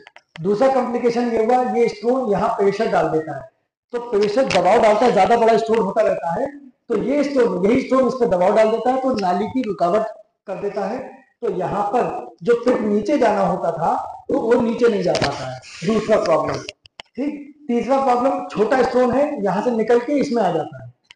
अगर छोटा स्टोन है तो कई बार धक्के में निकल के यहाँ आ जाता है और यहाँ आके रुक जाता है, तो उसको तब भी पीलिया कर देगा, क्योंकि ये यहाँ से जब जाएगा नहीं फिर, तो फिर ये है उसका काम है, नाले का काम है बहते रहना। जब नाला रुकेगा तो नाला सड़ेगा, बदबू पैदा होगी, कोई भी कोई प्रॉब्लम। तो नेचुरल प्रोसेस जो भी बॉडी में पहले से चल रहा है, जब आपने उसको डिस्टर्ब करने की कोशिश की, उस प्रोसेस को कोई भी आदमी डिस्टर्बेंस करेगा तो उसको बॉडी को प्रॉब्लम होगी। ठीक है, तो नेचुरल प्रोसेस चल रहा था, ठीक चल रहा था, सब डाली बढ़िया चल रही थी, जब तक डाला अच्छा चल रहा था। किसी ने रोड़ा डाल दिया, अब रोड़ा डाल दिया या कहीं से आ गया, उसके बाद वो रुकावट होगी, तो यहाँ पर उसको जो है बहुत सीवियर पेन होगा। प्लस अगर वो स्टोन यहाँ फंस गया और ये नाली भी बंद हो गई इसकी, ये भी एक अंग है पैंक्रियाज, ये यहाँ इसमें छोटा सा दिखाया गया है, इसमें इसके पीछे जाता है, पीछे तक जाता है। अगर ये भी बंद हो गई नाली, तो ये पैंक्रियाज है इस अंग का नाम, ये भी गैस्ट्रिक जूसेस फेंकता है। तो एक तो उसका हाजमा बिगड़ने लगेगा, क्योंकि ये यहाँ पर आ जाएगा, तो उसके गैस्ट्रिक जूसेस जो हाजमे वाले थे, एंजाइम्स वगैरह जाना बंद हो जाएंगे। अक्सर मरीज आके शिकायत करते हैं कि हमारा हाजमा ठीक नहीं रहता है, ठीक नहीं रहता है। वो इसलिए क्योंकि उनको जो जितनी अमाउंट में रिक्वायरमेंट होती है वो मिल नहीं पाती है, और सीवियर पेन कभी कभी इस अंग में इतनी ज्यादा सूजन हो जाती है, बहुत सीवियर पेन होता है बीच में। इसकी अलामतें हम लोगों को पढ़ा दी जाती हैं कि किस अंग का पेन किधर होगा और किस तरफ को जाएगा, किस अंग का पेन किधर होगा और किधर को जाएगा। पुराने जमाने में जब जांचें बहुत ज्यादा नहीं हुआ करती थी, तो हम लोग जो है मरीज की शिकायत से समझते थे कि इसको फला अंग का पेन लग रहा है और ऐसे लगना। जैसे एक मिसाल के तौर पर इसी अंग के पेन की अगर मैं बात करूं, गालब्लैडर में जिसको पेन होता है, तो गालब्लैडर का पेन, ये गालब्लैडर देखिए, अगर आप बॉडी अगर आप बनाएंगे तो ये आपकी जो है बॉडी बन गई ऐसे करके। ठीक है, तो ये राइट साइड में अपर यहाँ पर हुआ, यहाँ हुआ गालब्लैडर, तो जाहिर सी बात है जब इसमें पेन होगा तो यहाँ तो होगा ही होगा यहाँ पर। और यहाँ के अलावा इसकी एक खास पहचान है, ये अक्सर पीछे को जाता है, पीछे को जाता है। तो इससे अगर कोई मरीज हमें आके बताता है डॉक्टर साहब हमें यहाँ पेन होता है और पीछे को जाता है ऐसे करके, तो हम उससे समझ जाते हैं कि इसका मतलब इसके पेट की थैली में कोई प्रॉब्लम है, जो इसको यहाँ पेन होता है और यहाँ पर जाता है, टिपिकली मरीज बताता है। और अक्सर जो है होता क्या है, मरीज ने खाना खाया, कहीं दावत उड़ाई रात को 12 बजे, दावत में हमेशा अक्सर लोग जो है थोड़ा सा ज्यादा ही खाते हैं। जब ज्यादा खाते हैं तो पेट की रिक्वायरमेंट ज्यादा हो जाएगी, जाहिर सी बात है पेट की रिक्वायरमेंट, जैसी पेट की रिक्वायरमेंट ज्यादा होगी तो एकदम से ये पिचकता है, एकदम से पिचकता है ज्यादा पेट फेंकने के लिए। तो जो स्टोन यहाँ पहले फ्लोट कर रहा होता है तो वो यहाँ जाता है, और जब यहाँ जाता है तो उसको पेट निकल नहीं पाता, वो निकालने की कोशिश करता है, वो निकल नहीं पाता है, बार बार निकालने की कोशिश करता है। तो वही पेन उसको जो है रात में अक्सर 2-3 बजे उठेगा, 2-3 रात के 2-3 बजे तो पेन होता है। उसके बाद होता क्या, अल्टीमेटली जो उसने इंजेक्शन लगवा दिया या दवा खा ली या वैसे आराम हो गया, सुबह को 6 बजे तक उसको फिर आराम दोबारा से होने लगता है। वो इसलिए आराम होता है, फिर दोबारा से जो चला गया, फिर दोबारा से इसमें इधर से उल्टा जब आना शुरू होता है, जब उसका खाना हजम हो गया दोबारा से आना, तो ये स्टोन हट गया। जब ये हट जाता है तो फिर से इसको रिलैक्स मिल जाता है, फिर से रिलैक्स हो जाता है जब स्टोन हट जाता है। तो ये कई बार जब मरीज हमें बताते हैं रात में कभी कभी उठता है, बहुत तेज उठता है, तो उसके बाद सुबह को हमें डॉक्टर साहब में आराम हो जाता है। अगर ये परमानेंट नहीं फंसा है यहाँ पर, तो अगर ये हल्का फंसा फिर दोबारा से वापस आ गया, और अगर ये ज्यादा जोर से फंस गया और वापस नहीं हुआ तो उस मरीज को आराम नहीं आता है। अल्टीमेटली 2 दिन हो जाए, 3 दिन हो जाए, वो अल्टीमेटली डॉक्टर के पास पहुंच जाते हैं कि डॉक्टर साहब हमें तो 3 दिन से आराम ही नहीं हो रहा है। तो हम समझ जाते हैं इनका स्टोन फंस चुका है, अब ये नहीं जाएगा कहीं पर, तो उनको हम लोग जो है इनको ऑपरेट कर देते हैं। तो ये गॉल ब्लैडर की डिजीज हमारे पास बहुत कॉमनली आती है।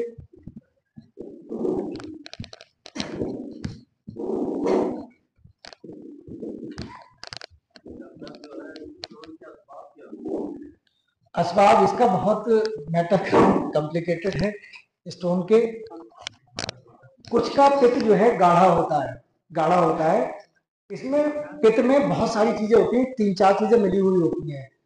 सबसे पहले 97% तो इसमें पानी होता है, फिर बाइल सॉल्ट्स होते हैं, बाइल पिगमेंट्स होते हैं, तमाम तरीके की चीजें होती हैं। तो इनका एक रेशो मिला हुआ होता है, एक कॉमन रेशो होना चाहिए कि इतना पानी होगा, इतना ये होगा, इतना ये होगा।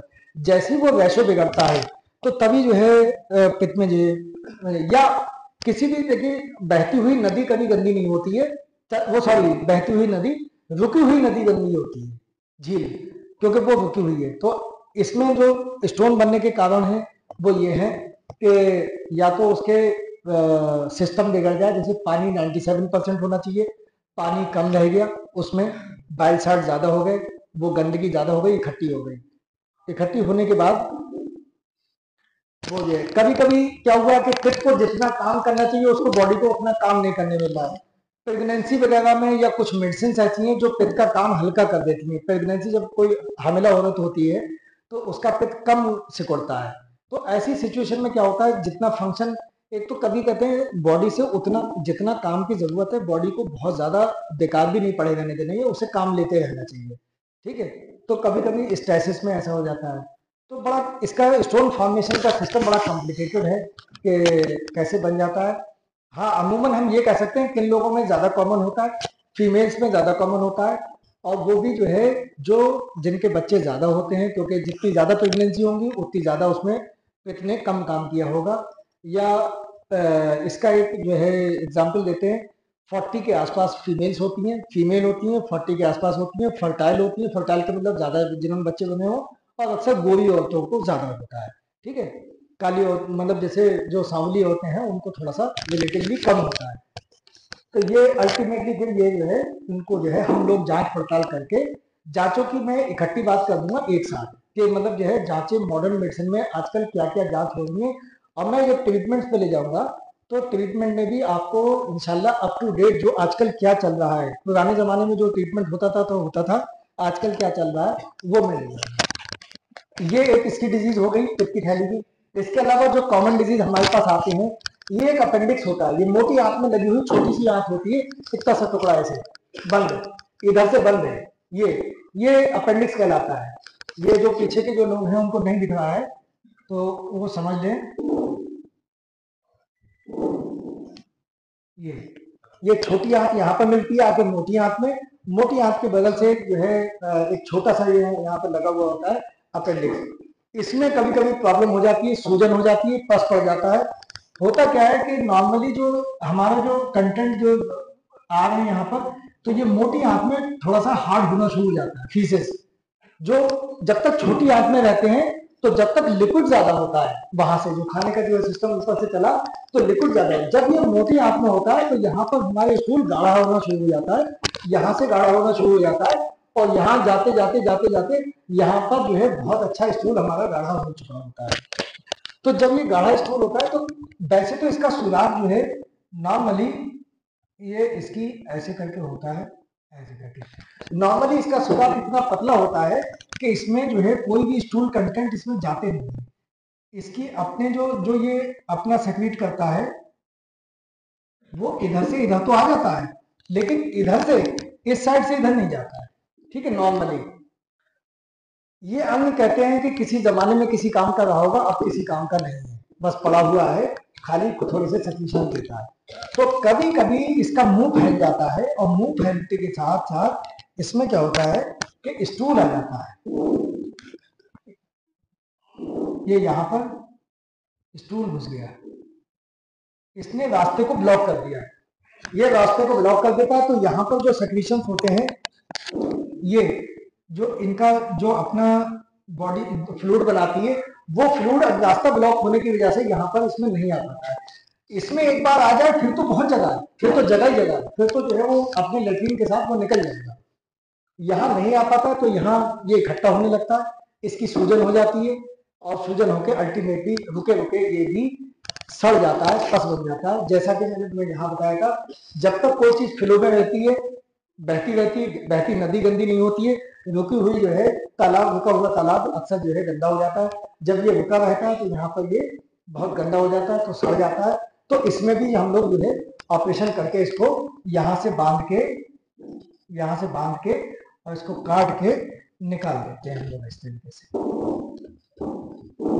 ठीक है, बांध इसलिए देते हैं कि अगर कोई भी यहाँ की चीज, फिर जो और चीज अगर कोई यहाँ से निकल के बॉडी में, पेट में अंदर ना फैल जाए, इसको बांधना जरूरी है। बांध के हम लोग जो है काट के निकाल देते हैं। ठीक, ये अब किसान के साथ साथ इसकी ज्यादा बीमारी बहुत आती है, इसकी आती है पेट रोग की। अगर मैं फिजिशियन वाली बीमारियों की बात करूं तो मैदे में अक्सर लोगों को इसमें बहुत जलन हो जाती है, लोग शिकायत करते हैं आंखों में जो है जलन हो रही है। ये तो इसमें जो है एक गैस्ट्रिक HCl होता है, गैस्ट्रिक एसिड, इसका नाम होता है HCl, हाइड्रोक्लोरिक एसिड है। असल में केमिकल नेम इसका होता है हाइड्रोक्लोरिक एसिड, जिसको कि गैस्ट्रिक एसिड भी कहते हैं, या जो है मतलब जो है इसका स्टोमक का जूस कहते हैं। ये बड़ा तेज होता है, बड़ा मतलब एसिड है। तो एसिड की प्रॉपर्टी जो होती है, अगर केमिस्ट्री में पढ़ी होगी, एसिड की प्रॉपर्टी होती है बहुत सारी चीजों को गला देता है। तो ये फूड को भी गलाने का काम ही करता है, फूड को।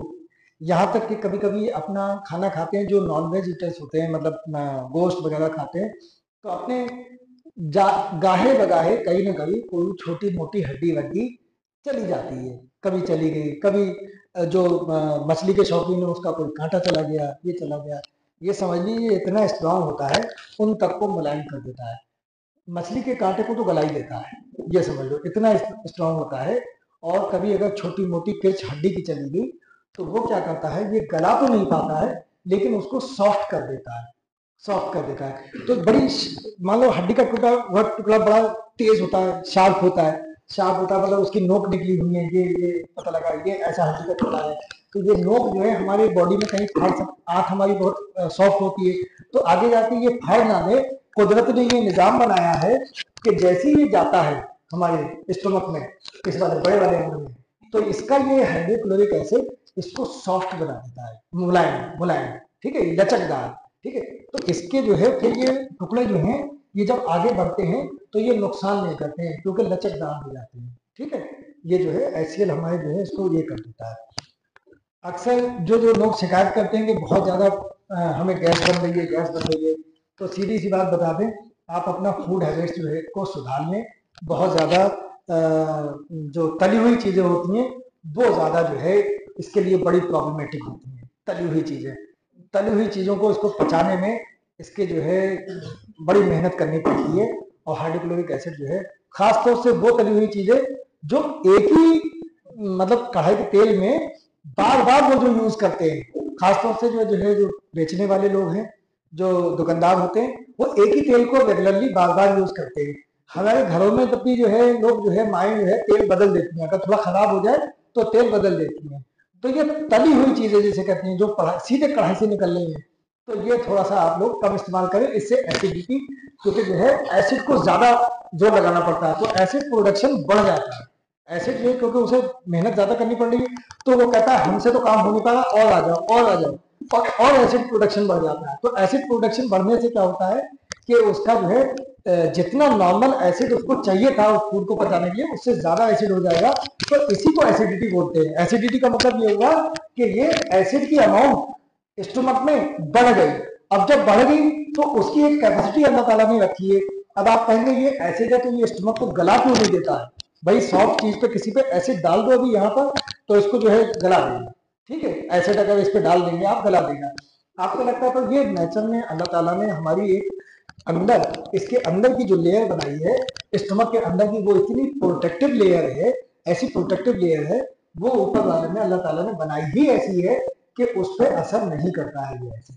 ठीक है, ये जो इसके अंदर कोई दूसरी नई चीज आएगी ये सिर्फ उसी पे काम करेगा, अपनी खुद का नुकसान नहीं करेगा। ये एसिड अपना खुद का नुकसान नॉर्मली नहीं करेगा। जब जरूरत से ज्यादा हो जाएगा, एक लिमिट से ज्यादा हो जाएगा, तब फिर मजबूरन उसे अपने ऊपर भी काम करना पड़ता है तो उसी को एसिडिटी कहते हैं। उसी से कुछ लोगों को, बुजुर्ग लोगों के यहाँ पर अल्सर बन जाते हैं। अल्सर क्या होते हैं कि जैसे ये इतनी मोटी दीवार है, ठीक है, अब ये एसिड है, एसिड है, नॉर्मली एसिड इस पे इफेक्ट नहीं कर पाता है इस दीवार पे, ठीक है, ये हमारी दीवार है। जब एसिड ज्यादा हो जाता है तो इसको खाने लगता है, ठीक है। अल्टीमेटली हमारा क्या हो जाता है, जो ऐसी दीवार होनी चाहिए, ऐसे गड्ढा बन गया, ये गड्ढा बन गया, एसिड ने थोड़ी दीवार खा ली, थोड़ी दीवार खा ली। अभी दीवार तो हमारे पास बहुत बची है, ठीक है, दीवार तो बहुत बची है, लेकिन थोड़ी सी दीवार खा ली, तो दिस इज, इसको कहते हैं अल्सर, एक गड्ढा बना गया, क्योंकि एसिड ने इतना जोर लगाया, इतना जोर लगाया कि थोड़ी दीवार को खा गया। अब चूंकि ये जो प्रोटेक्टिव लेयर थी, वो पता लगा इतनी ही थी, प्रोटेक्टिव लेयर इतनी थी, इतनी प्रोटेक्टिव लेयर खा गया ये, जो प्रोटेक्शन करती थी। अब तो और तेज लगेगा, अब तो और तेज लगेगा। फिर जो है जब वो कुछ भी खाएगा, उसका नॉर्मल जब पेट खाली होगा, तो डॉक्टर साहब कुछ भी खा लें बहुत तेज लगता है, बहुत तेज लगता है। तो वो बहुत तेज इसलिए लगता है कि वो अपनी फूड हैबिट में सुधार करें। मेडिसिन तो खैर आती है, मेडिसिन डॉक्टर के पास आएंगे तो मेडिसिन लेंगे, लेकिन आप जो है मेडिसिन खाने के बाद भी अपनी अगर फूड हैबिट में अगर इंप्रूवमेंट नहीं करते हैं, तो मेडिसिन क्या करेगी, अभी आपका ठीक कर देगी, फिर आप जाके वही जो है उड़ाना, मतलब जो है समोसे, क्या नाम है, क्या चल रहा है आजकल, मोमोज है, तो फिर तो वही होगा कि उसने ठीक किया, जैसे आज यहाँ का डॉक्टर ने जो है दवा दी, यहाँ का ठीक हुआ, वो यहाँ बन गया, दूसरी जगह बन जाएगा, वहां ठीक हुआ, तीसरी जगह बन जाएगा, उसके लिए तो बहुत है स्पेस बनने के लिए, ठीक है। तो ये जो है, ये स्टमक की प्रॉब्लम जो है बहुत अक्सर लोगों को होती है। तो ये सिर्फ फूड हैबिट से आराम आ सकता है, अगर आप फूड हैबिट में अपना इंप्रूवमेंट कर लें तब। इसके अलावा इंटेस्टाइन में कभी भी आपका कोई भी फूड आइटम यहाँ पर गया और यहाँ से ब्रेक नहीं हो पाया, और थोड़ा से बड़े फूड आइटम जो है स्मॉल इंटेस्टाइन में चले गए। एक बॉडी की नेचुरल टेंडेंसी होती है कि जो भी जितने ट्यूबुलर स्ट्रक्चर्स होते हैं, तो बॉडी जो है कोई भी एबनॉर्मल चीज को पास आउट करने की कोशिश करती है, पास आउट। तो पास आउट करने के लिए इसको, आंख को हमेशा लगातार पेट में चलते रहना होता है, गिचले की तरह, जैसे गिचला ऐसे जैसे मुड़ के चलता है, तो ऐसे जो है हमारी इंटेस्टाइन लगातार मूवमेंट करती रहती है, फूड को आगे बढ़ाती रहती है। तो जब खाना जो है टाइट हो जाता है, हजम नहीं होता है, तो जो टाइट खाना हो जाता है, तब वो जो है इतना ज्यादा जोर लगाती है कि वही जो है मरोड़ हमारी इतनी जोर से हो जाती है, जिसको पेन कहते हैं, कोई की पेन, मतलब मरीज को बहुत तेज से मरोड़ आई, दर्द हुआ, 2 मिनट रहा, और 2 मिनट के बाद ऐसा लगा ठीक हो गया, ठीक, फिर उसके बाद थोड़ी देर बाद आई, फिर मरोड़ आई, फिर जो है, तो इसको जो है कोलिकी पेन इसलिए होता है कि ये आपका फूड, इसका मतलब फूड का डाइजेशन अच्छे से नहीं हो पाया है आपके, और फूड इंटेस्टाइन अपने पास से ट्रांसफर करने की कोशिश कर रही है, जो ट्रांसफर नहीं कर पा रही है, तो उसके लिए आपको मेडिसिन दी जाती है कि फिलहाल आपका दर्द शांत हो जाए, और धीरे धीरे जो फूड सही से जो है प्रोसेस नहीं हुआ है, वो पास हो जाए धीरे धीरे। जब तक वो पास नहीं हो जाता, जब तक आपके 2 से 4 घंटे 6 घंटे, अक्सर लोगों ने देखा होगा कि कई बार जो है फूड में, या कई बार फूड में इन्फेक्शन ही ऐसा होता है, वो फूड जो है पुराना खा लिया आपने, रखा हुआ खा लिया। हॉस्टल्स में ये प्रॉब्लम हो जाती है, कई बार खाना बनाने वाले ध्यान नहीं दिया, उन्होंने रखा हुआ खाना दे दिया, तो बच्चों को जो है कई बार 6-7 बच्चों को एक साथ हो गया, अरे उसके भी दर्द हो गया, उसके भी दर्द हो गया, उसके भी दर्द हो गया, तो वो फूड भी कभी कभी ऐसा होता है जो इंटेस्टिनल कोलिक जो है, पेन जो है, इसमें बहुत ज्यादा सर्जरी की जरूरत नहीं पड़ती है, ज्यादातर जो है सिम्टोमेटिक दवाओं से ही उसका वक्त कटवाना होता है कि वो धीरे धीरे जो अनडाइजेस्टेड फूड मटेरियल है वो धीरे धीरे करके बाहर निकल जाए, तो इसमें ज्यादातर जो है दवाओं से आराम हो जाता है, ठीक है। अब लार्ज इंटेस्टाइन है, तो लार्ज इंटेस्टाइन में डिजीजेस या तो कैंसर होता है, कैंसर के अलावा ये जो नीचे वाला पार्ट है, ये, इसको मैं बड़ा करके बना के दिखा देता हूं,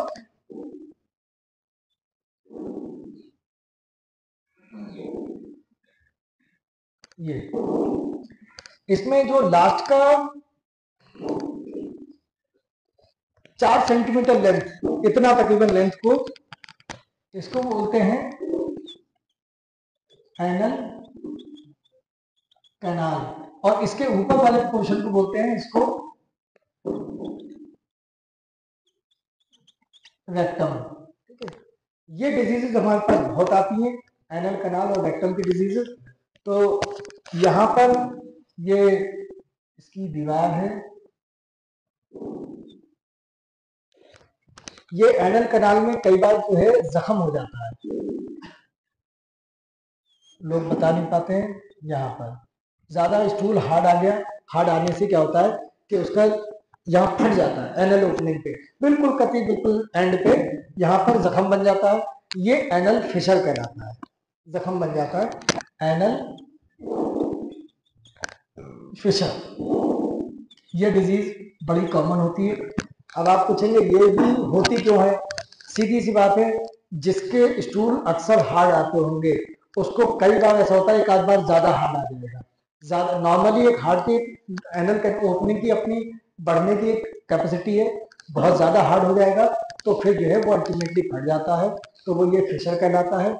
इसके भी कई बार अगर सिंपल है तो कई बार दवाओं से जो है धीरे धीरे करके डॉक्टर देते हैं स्टूल सॉफ्टनर वगैरह, तो उससे जो है ये हील कर जाता है। लेकिन किसी का जिद्दी और पुराना हो जाता है, नहीं हील करता है, वो हमारे पास रेगुलरली आते हैं, मरीज कहते हैं कि ये हील नहीं कर रहा है, डॉक्टर साहब हम इससे बहुत परेशान है, बार बार हमें दर्द होता है और जो है इसका कुछ करिए। तब फिर इसका एक इलाज होता है सर्जरी, तो हम उसका सर्जरी करके इसको 98% जो है उनमें रिलीफ हो जाता है। ये तो जो है फिशर की बात हो गई, ये एनल। इसके अलावा एक डिजीज होती है ये ऐसे, इधर भी हो सकती है कहीं भी हो सकती है। ये इसमें ब्लड जो ब्लड सप्लाई है यहाँ की वो जो है गुच्छा बन जाता है ब्लड सप्लाई का। ठीक है, तो ये तो मैंने मार्किंग के लिए बनाई थी, ये लाइन में हटा दे रहा हूँ। ठीक है, तो ये ब्लड वेजल जो ब्लड सप्लाई होती है उसका एक गुच्छा इधर तैयार हो जाता है, इधर तैयार हो जाता है, बीच में भी तैयार हो सकता है। ये मैंने बताया बिल्कुल ओपनिंग पे एंड पे फिशर था, ये अंदर होता है। देखिए मैंने बताया ओपनिंग ये है, ओपनिंग के अंदर ये कहलाता है, इंग्लिश में हेमराइड्स बोलते हैं।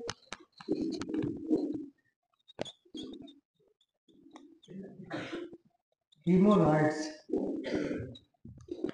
और कॉमन लैंग्वेज में इसे क्या बोलते हैं, पाइल्स भी बोलते हैं इसी को, पाइल्स।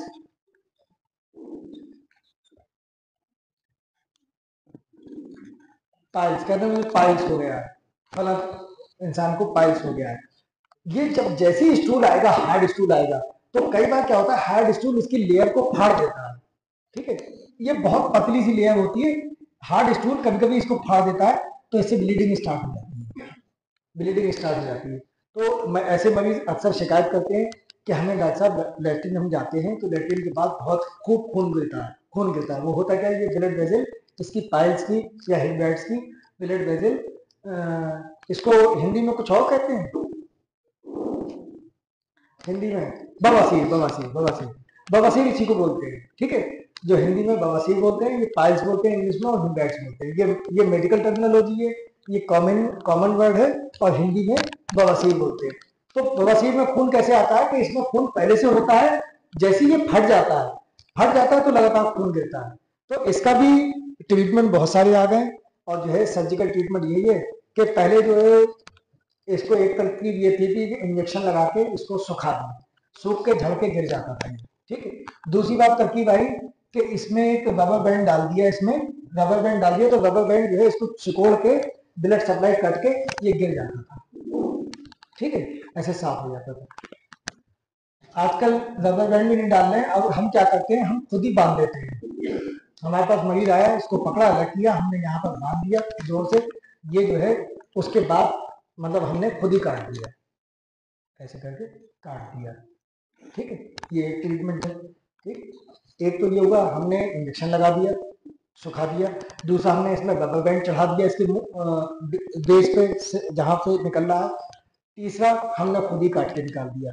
अब चौथे आजकल मॉडर्न ट्रीटमेंट और आए हैं, जैसे ये है, इसमें लेजर एक होता है, एक पतला सा तार होता है, वो हम इसमें मतलब जो है इसको हीट देते हैं, हीट उस लेजर से, तो ये जो अंदर वेजल्स होती हैं ये सूख जाती है। इसको हीट दिया और अंदर डाल के, इसके अंदर भी डाल के, और जो है सारी वेजल्स को हीट दे दिया, तो ये सारी वेजल्स जो है सिकुड़ के सूख के चिपक जाती है। इसमें काटना नहीं पड़ता है, काट के निकालना नहीं पड़ता है। इसमें क्या होता है, जो ये जो हम काट के निकाल रहे थे, ये फिर जो है बस सिकुड़ जाता है, बस यहीं पर सिकुड़ के रह जाता है। ठीक है, तो ये ट्रीटमेंट जो है, तो आपसे आप कोई ट्रीटमेंट पूछता है तो ट्रीटमेंट जो है इसमें मल्टीपल ऑप्शंस हो गए। काट के निकाल भी सकते हैं, लेजर से भी ट्रीट कर सकते हैं, बांध सकते हैं। एक और टेक्निक आई है, उसमें जो है वो ज्यादा एडवांस है, तो उसमें यहाँ पर जो है पूरे चारों तरफ बांधते हैं, तो ये ऊपर को जैसे जो लटक रहा है ये खिंच जाता है ऊपर को, ऐसे हो जाता है, ऐसे हो जाता है, मतलब उसमें भी नहीं काटना पड़ता है। ठीक है, तो इसके 3-4 ट्रीटमेंट ऑप्शन है, ये बहुत कॉमन आता है। अब इसके बाद आता है भगंदर। भगंदर बहुत नाम सुना होगा, भगंदर क्या होता है? भगंदर में क्या होता है,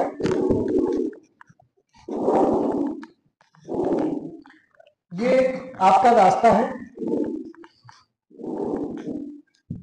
नॉर्मल रास्ता तो ये है, लेट्रिन यहाँ से आए और यहाँ को निकल जाए, नॉर्मल रास्ता।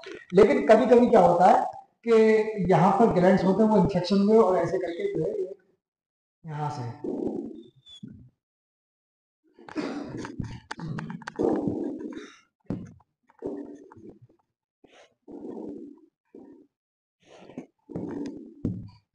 एक नॉर्मल रास्ते के अलावा एक जो है साइड में रास्ता और खुल जाता है, ये। ठीक है, एक नॉर्मल रास्ता लेट्रिन का है, इसके बगल में एक छेद और निकल के यहाँ से, तो जब लेट्रिन आती है तो जो हार्ड वाली है वो तो नीचे चली जाती है, जो सॉफ्ट वाली है वो इधर से निकल जाती है, इधर से। तो वो मरीज के बार बार इसमें इन्फेक्शन होता रहेगा, दर्द होगा, और वो अक्सर बताता है कि जो है एक डॉक्टर साहब कुछ दिन तो हमारे ये पूरा ठीक रहता है, ये होल बन गया है लेट्रिन के रास्ते के बगल में, कभी कभी उसमें से गंदी बदबू आती है, गंदी बदबू, मवाद निकलता है। तो वो मवाद कहाँ से होता है, वो कुछ नहीं होता है, लेट्रिन और इसका जो है अपनी सेक्रेशंस मिलके मवाद निकलता है, लेट्रिन के रास्ते के बगल में एक और होल हो जाता है नया, जैसे ये मैंने होल दिखाया, ये होल दिखाया। तो इसी को इसको इंग्लिश में तो जो है फिस्टुला बोलते हैं। ये बहुत कॉमन प्रॉब्लम होती है, लोग बताते नहीं है इसको, फिस्टुला बोलते हैं। ठीक है, और हिंदी में भगंदर, भगंदर, भगंदर बोलते हैं। तो इसके ट्रीटमेंट ऑप्शन हैं, एक तो ये है कि कई बार अगर ये नीचे है, मान लो सिर्फ यहीं पर है, तो हम लोग इसको काट के इतना निकाल देते हैं। ठीक है, अगर नीचे है तो हमने काट के निकाल दिया, उसके बाद जो है वो हील कर जाता है, भर जाता है, भर जाता है और नॉर्मल रास्ता मेंटेन रहता है। अगर ये ऊपर है, बहुत ऊपर है, यहाँ जाके खुलता है, तो हम यहाँ पर इसको काट के इतना नहीं निकाल सकते। उसकी वजह ये है कि एनल हमारे लेट्रिन के चारों तरफ हमारे मसल्स होते हैं, ये मसल्स जो है इसको लेट्रिन के रास्ते को बंद करने में आसानी होती है। अगर हम ज्यादा ऊपर वाला निकालते हैं तो ये मसल कट जाता है। ठीक है, इसके लिए बहुत, अब पूछते हैं कि हर किसी का ऐसे ऑपरेशन नहीं हो सकता जिसका मैंने इसके नीचे से दिखा दिया, क्योंकि इसमें ये बच गया, इसमें ये बच गया, नहीं काटना पड़ा। इसमें हम कर रहे हैं तो इसमें क्या हो रहा है कि इसमें ये काटना पड़ जाएगा, ये भी कट जाएगा इसके साथ। जैसे ही ये कटा तो उसके बाद उसका लेट्रिन का रास्ता फ्री हो जाएगा, तो इसमें नहीं काट सकते। तो इसके लिए अब जो है मॉडर्न ट्रीटमेंट और आए हैं कि इसमें हम एक लेजर सब का ट्रीटमेंट देते हैं, तो ये इसको जो है पूरा सुखा देता है, पूरा सुखा देके रास्ते को बिल्कुल ब्लॉक कर देता है। उसमें लेजर चारों तरफ से लेजर लगते ये बिल्कुल सिकुड़ के पतला सा ऐसे हो जाता है, बंद, बंद रास्ता हो जाता है, खत्म, हील कर जाता है, उसमें कुछ काटना भी नहीं पड़ा। ये एक ट्रीटमेंट है, इसमें जो है लेजर से देते रहते हैं, वो जो है सिकुड़, पूरा रास्ता ऐसे करके धीरे धीरे धीरे करके सिकुड़ के बंद हो जाता है। ये जो है ये बहुत कॉमन प्रॉब्लम है। स्टोन्स की जो बात करी थी हमने, तो अब स्टोन जो है किडनी में भी हो सकते हैं। किडनी में आपने देख ही लिया, कभी गूदे में स्टोन नहीं होते हैं, किडनी का सिस्टम होता है। ये किडनी का जो है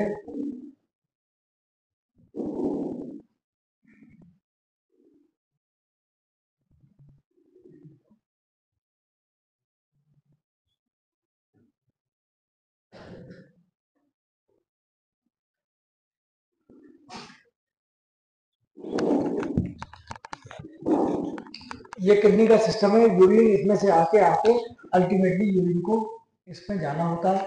ये सिस्टम को मैंने खोल के बताया। तो स्टोन्स जहां बनते हैं वो अक्सर यहाँ बनते हैं, या इसमें बन गया, यहाँ बन गया, यहाँ बन गया, ठीक है। ये स्टोन्स हैं, ठीक। यहाँ पर स्टोन्स नहीं बनते हैं, ठीक है, ये स्टोन्स नहीं बनते हैं गूदे में, स्टोन्स बनते हैं यहाँ। वो यहाँ भी रुका रह सकता है, यहाँ भी आ सकता है, यहाँ बंद हो सकता है, यहाँ आ सकता है, नाली में आ सकता है और यहाँ आ सकता है। ये नाली पीछे से जुड़ के इसमें खुल जाती है, ये खुल रहा सुराख, और सुराख खुल के इसमें आ सकता है। और अगर छोटा स्टोन है तो ये पेशाब के धक्के से निकलता हुआ आ जाएगा। अगर छोटा स्टोन है, गोल है, राउंड है, स्मूथ है, तो ये धीरे धीरे करके नीचे आ जाएगा और आके निकल जाएगा। ये तो जो है छोटे स्टोन के लिए। अगर स्टोन नहीं निकल पाया और बड़ा हो गया और रास्ते से ज्यादा बड़ा हो गया, जैसे रास्ता इतना बड़ा है और स्टोन इतना बड़ा हो गया, अब ये स्टोन नहीं निकल पाएगा। अब इसको किसी ना किसी ट्रीटमेंट के लिए जरूरत होगी। इसके पीछे और भी स्टोन हो सकते हैं। एक सिंगल स्टोन हो सकता है किडनी में, 2 स्टोन हो सकते हैं, बड़े हो सकते हैं। कभी कभी ये स्टोन इतना बड़ा हो जाता है कि यहाँ यहाँ यहाँ इतना ये सब फैल जाता है, ठीक है। ये इतना टेढ़ा मेढ़ा स्टोन हो जाता है कि ये कभी नहीं निकल पाएगा, इसको ट्रीटमेंट की जरूरत पड़ेगी। या स्टोन कभी नाली में आकर फंस जाता है, यहाँ भी ट्रीटमेंट की जरूरत पड़ती है। या कभी स्टोन यहाँ तो आ गया, यूरिनरी ब्लैडर में तो आ गया, लेकिन यहाँ आके आगे नहीं जा पाया और बड़ा हो गया और इसी में फंस के रह गया, तब भी आपको ट्रीटमेंट की जरूरत पड़ेगी अगर आगे नहीं निकल पाया तो, ठीक है। एक डिजीज और बूढ़ों में होती है बहुत कॉमन, कि ये पेशाब की नाली जहां खुलती है यूरिनरी ब्लैडर से नीचे, इसके चारों तरफ एक जो है ग्लैंड चिपका हुआ होता है, ये प्रोस्टेट ग्लैंड बोलते हैं। तो इसकी ओल्ड एज में प्रॉब्लम काफी होती है, यंग एज वाले बच्चों को तो जरूरत नहीं है इसकी, ठीक है।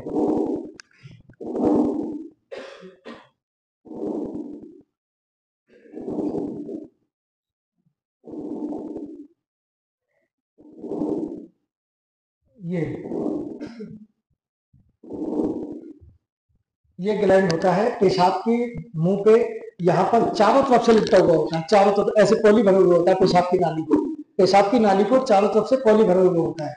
तो ये मैं काट के सामने नहीं बनाया है, मैंने सामने भी होता है ऐसे करके, ये जुड़ा हुआ है ऐसे करके, ठीक है।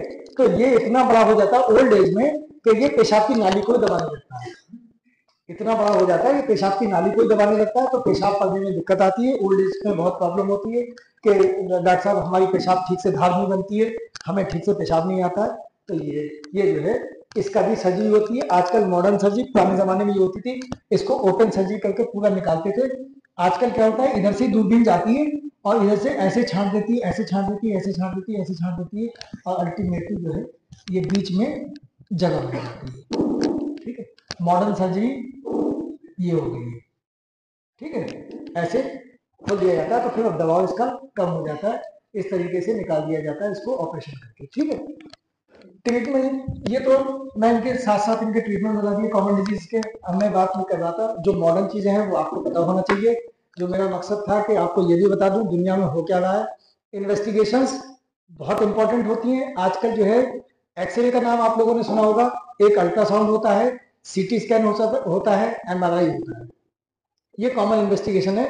ब्लड इन्वेस्टिगेशंस के बारे में बात जो है ज्यादातर फिजिशियन करते हैं, और हम लोग सर्जन हैं तो हम लोग डायग्नोस्टिक की बात करेंगे कि इसमें कौन से हार्मफुल है, कौन से कम हार्मफुल है। एक्सरे हार्मफुल होता है लेकिन बहुत ना के बराबर, लिमिटेड डोज दी जाती है, बहुत ना के बराबर हार्मफुल होता है। तो आप एक्सरे अगर डॉक्टर एडवाइस कर रहा है तो आप आराम से एक्सरे करवा सकते हैं, कोई प्रॉब्लम नहीं है, ठीक है। माइल्डली हार्मफुल होता है लेकिन उसकी भी एक लिमिट होती है, लिमिट में दिया जाता है, कोई ऐसा नुकसान की वाली बात नहीं है ज्यादा। हाँ, प्रेग्नेंट लेडीज में जरूर ध्यान, हामिला औरतों में ध्यान दिया जाता है कि बर्दाश्त करने की भी तो एक लिमिट है ना, हम लोग बर्दाश्त कर सकते हैं। जो बच्चा माँ के पेट में होता है उसके अंग ठीक से बने नहीं होते हैं, उसमें नुकसान कर सकता है, तो उसमें जो है यूजुअली हम लोग नहीं, मतलब जो है एक्सरे एडवाइस करते हैं। अल्ट्रासाउंड बहुत अच्छी जांच है।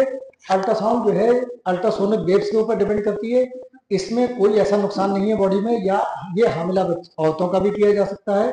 तो इसलिए अल्ट्रासाउंड से बहुत, जैसे स्टोन्स हैं ये बहुत अच्छे पता लगते हैं, या किडनी में या उसमें स्टोन्स हैं, बहुत सारी बीमारी। अल्ट्रासाउंड वगैरह हमेशा जो बॉडी में नई चीज बनी होगी सिर्फ उसको पहचानेगा, जो आपकी नॉर्मल चीजें हैं उसको नॉर्मल लिख देगा अल्ट्रासाउंड, ठीक है। तो या फंक्शनल डिस्टर्बेंस है वो नहीं आएंगे, तो अल्ट्रासाउंड। इसके अलावा इससे एडवांस इन्वेस्टिगेशन है सीटी स्कैन। सीटी स्कैन भी बहुत कुछ बताता है। सीटी स्कैन में एक्सरे के मुकाबले में डोज ज्यादा होती है, नुकसान करता है थोड़ा, लेकिन इतना नहीं करता कि आप करा ना सकें। ठीक है, अगर जरूरत है तो आप जो है सीटी स्कैन कराना है। एमआरआई महंगा है लेकिन बहुत अच्छी जांच है, इसमें नुकसान बॉडी को नहीं होता है। एमआरआई में बॉडी को नुकसान नहीं होता है। तो इन चीजों से जो है हम लोग करते हैं।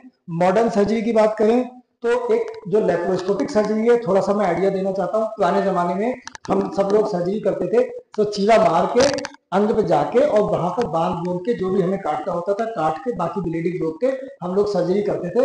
ये पुरानी पद्धति कहलाती थी। जो ओपन किया, चीरा लगाया, अंग देखा, मान लो हम पेट में गए, पेट में हमें ये अंग निकालना था, हमने यहाँ से बांधा, यहाँ से बांध के इसको काट के निकाल लिया। ठीक है, इसकी पथरी इसलिए भी निकाली जाती है कि पथरी जो है दोबारा से बन जाती है, इसलिए इस अंग को निकाला जा सकता है आसानी से। 125 साल से ट्रीटमेंट चल रहा है कि इस अंग को पूरा निकाल दिया जाता है, कोई नुकसान नहीं है। तो इसलिए ऐसे अंग में जिसको कोई निकालने में कोई नुकसान नहीं है। गुर्दे की पथरी में हम लोग ऐसा नहीं करते, अंग नहीं निकालते, सिर्फ पथरी निकालते हैं, क्योंकि गुर्दा बहुत काम की चीज है, गुर्दा नहीं निकालते हैं। ये सिर्फ इसमें पित्ता निकालते हैं, इसमें सिर्फ पथरी निकालते हैं। गुर्दे में अंग नहीं निकाला जाता है, तो इसमें निकाला जा सकता है। ये नाली बहुत काम की है, इस नाली के अगर निकालेंगे तो नाली निकालेंगे तो फिर कहाँ जाएगा, तो इस नाली में अगर पथरी आ गई तो सिर्फ पथरी निकाली जाती है, नाली नहीं निकाली जाती है। ये सिर्फ इतना निकाल सकते हैं आप, इसमें कोई नुकसान नहीं निकालने में, क्योंकि आपका पेट बढ़ता रहेगा और नीचे जाता रहेगा, इसलिए आदमी को कोई प्रॉब्लम नहीं होगी। मॉडल ये ओपन सर्जरी हुई कि पुराने जमाने में सब खोल के देख के और आंखों से किया जाता था। लेप्रोस्कोपिक सर्जरी आई, लेप्रोस्कोपिक सर्जरी में अब इतने बड़े बड़े चीजें नहीं लगने लगे, सिर्फ सुराख से हम लोग जो है एक जो हमारे हाथ में काम करने वाले इंस्ट्रूमेंट्स हैं वो इतने लंबे लंबे बना लिए गए। उसमें क्या होता है, सुराख से डाल दिया उनको, और सुराख से हम लोग करते क्या है कि अगर मरीज हमारे यहाँ लेटा हुआ है ऐसे, तो हम लोग जो है सामने हमारे टीवी होता है, हमारे जो इंस्ट्रूमेंट हम 3-4 होल करते हैं उसमें एक पे कैमरा लगा देते हैं। कैमरा लगेगा तो वो जो कुछ भी अगर रिकॉर्ड अंदर पेट में है वो सब देखता रहेगा। लाइट भी डालते हैं, एक जो है इंस्ट्रूमेंट से हमारे लाइट और कैमरा। ठीक है, पेट में तो अंधेरा होगा, तो हमारा एक इंस्ट्रूमेंट, हम 3-4 इंस्ट्रूमेंट डालते हैं लेप्रोस्कोपिक सर्जरी में। तो एक इंस्ट्रूमेंट क्या करेगा, पेट में अंदर लाइट देगा, लाइट के साथ साथ कैमरा लगा होगा, तो वो सारे अंगों को देखेगा। बाकी तो उसका कैमरे का तार हम एक टीवी में अटैच कर देते हैं, टीवी में, तो टीवी में हमको दिखता रहता है, तो हम टीवी मरीज की टेबल के सामने रख लेते हैं अपने। तो हम यहाँ ऐसे काम करते हैं, इंस्ट्रूमेंट लंबे लंबे होते हैं, आधे अंदर घुस जाते हैं, आधे बाहर रहते हैं। तो जो उनके हैंडल हैं चलाने वाले वो बाहर रहते हैं और अंदर काम करने वाले इंस्ट्रूमेंट घुस जाते हैं लेप्रोस्कोपिक सर्जरी में। तो हम लोग इस तरीके से काम करते हैं, मरीज यहाँ लेटा हुआ है और मरीज की तरफ जो है हम लोग इस तरीके से काम करते हैं, वो हमें टीवी में दिखता रहता है हमारा इंस्ट्रूमेंट कहाँ गया, कौन से अंग पे गया। मसलन मैं अगर यहाँ पर काम कर रहा हूँ, यहाँ पर अगर काम कर रहा हूँ तो मेरा इंस्ट्रूमेंट यहाँ जा रहा है, तो मैं ये तो जा रहा है और मैं टीवी वही चीज उसकी इमेज टीवी पे देख रहा हूँ, टीवी पे। तो नीचे मरीज की तरफ न देखते हुए मैं हम लोग जो है ऐसे करके, सामने टीवी लगा होता है उसे टीवी पे देख रहे होते हैं, यहाँ काम करते हैं। इससे फायदा ये होगा, ब्लड लॉस बहुत कम हो गया, जो इतने लंबे लंबे चीरे लगते थे वो बच गए। चीरे जितना बड़ा चीरा होगा उतना ज्यादा पेनफुल होता था, मरीज को बहुत दिनों तक एहतियात बताई जाती थी, भारी वजन उठाने के लिए मना कर दिया जाता था, उसके टांके न टूट जाए। तो ये सब की समस्या इससे लेप्रोस्कोपिक सर्जरी से समाप्त हो गई। एक बहुत मन में अगर सवाल आ रहा होगा आपके कि आजकल बहुत बच्चे सुन लेते हैं, सोशल मीडिया पे रहते हैं, रोबोटिक सर्जरी।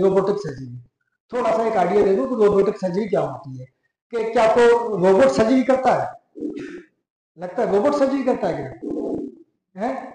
सुनते हैं ना कि रोबोट सर्जरी आ गई। आप लोग जो है सोशल मीडिया पे रोबोटिक सर्जरी के बारे में सुनते होंगे। ये बिल्कुल लेटेस्ट टेक्नोलॉजी है। इसमें क्या है, रोबोट असल में सर्जरी नहीं करता है, ठीक है, सर्जरी कोई इंसान ही करता है। रोबोट क्या है, यही जो लेप्रोस्कोपिक सर्जरी मैंने बताई इसी का एक मॉडिफिकेशन है। मशीन मरीज की टेबल पे सेट कर दी जाती है, मशीन मतलब यही मशीन सेट कर दी, तो उसके जो इंस्ट्रूमेंट्स हैं ये सब डाल के खड़ा कर दिया गया, एक मशीन होती है वो खड़ी कर दी गई। तो उसमें इंटरनेट से मतलब जो है डॉक्टर दूर बैठ के ऑपरेशन करता है, ऑपरेशन डॉक्टर ही करता है, लेकिन जैसे सर्जरी की टेबल वहां है, मौलाना साहब वहां बैठे हुए हैं, वहां पर उसके पास एक टीवी कैमरा होगा सर्जन के पास, वो टीवी में देखेगा और टीवी में देख के रोबोट जो यहाँ खड़ा हुआ है उसका कंट्रोल, उस मशीन का कंट्रोल वहां से होगा। बिजली लगी हुई होगी, कंट्रोल कहाँ होगा मशीन का, वहां से।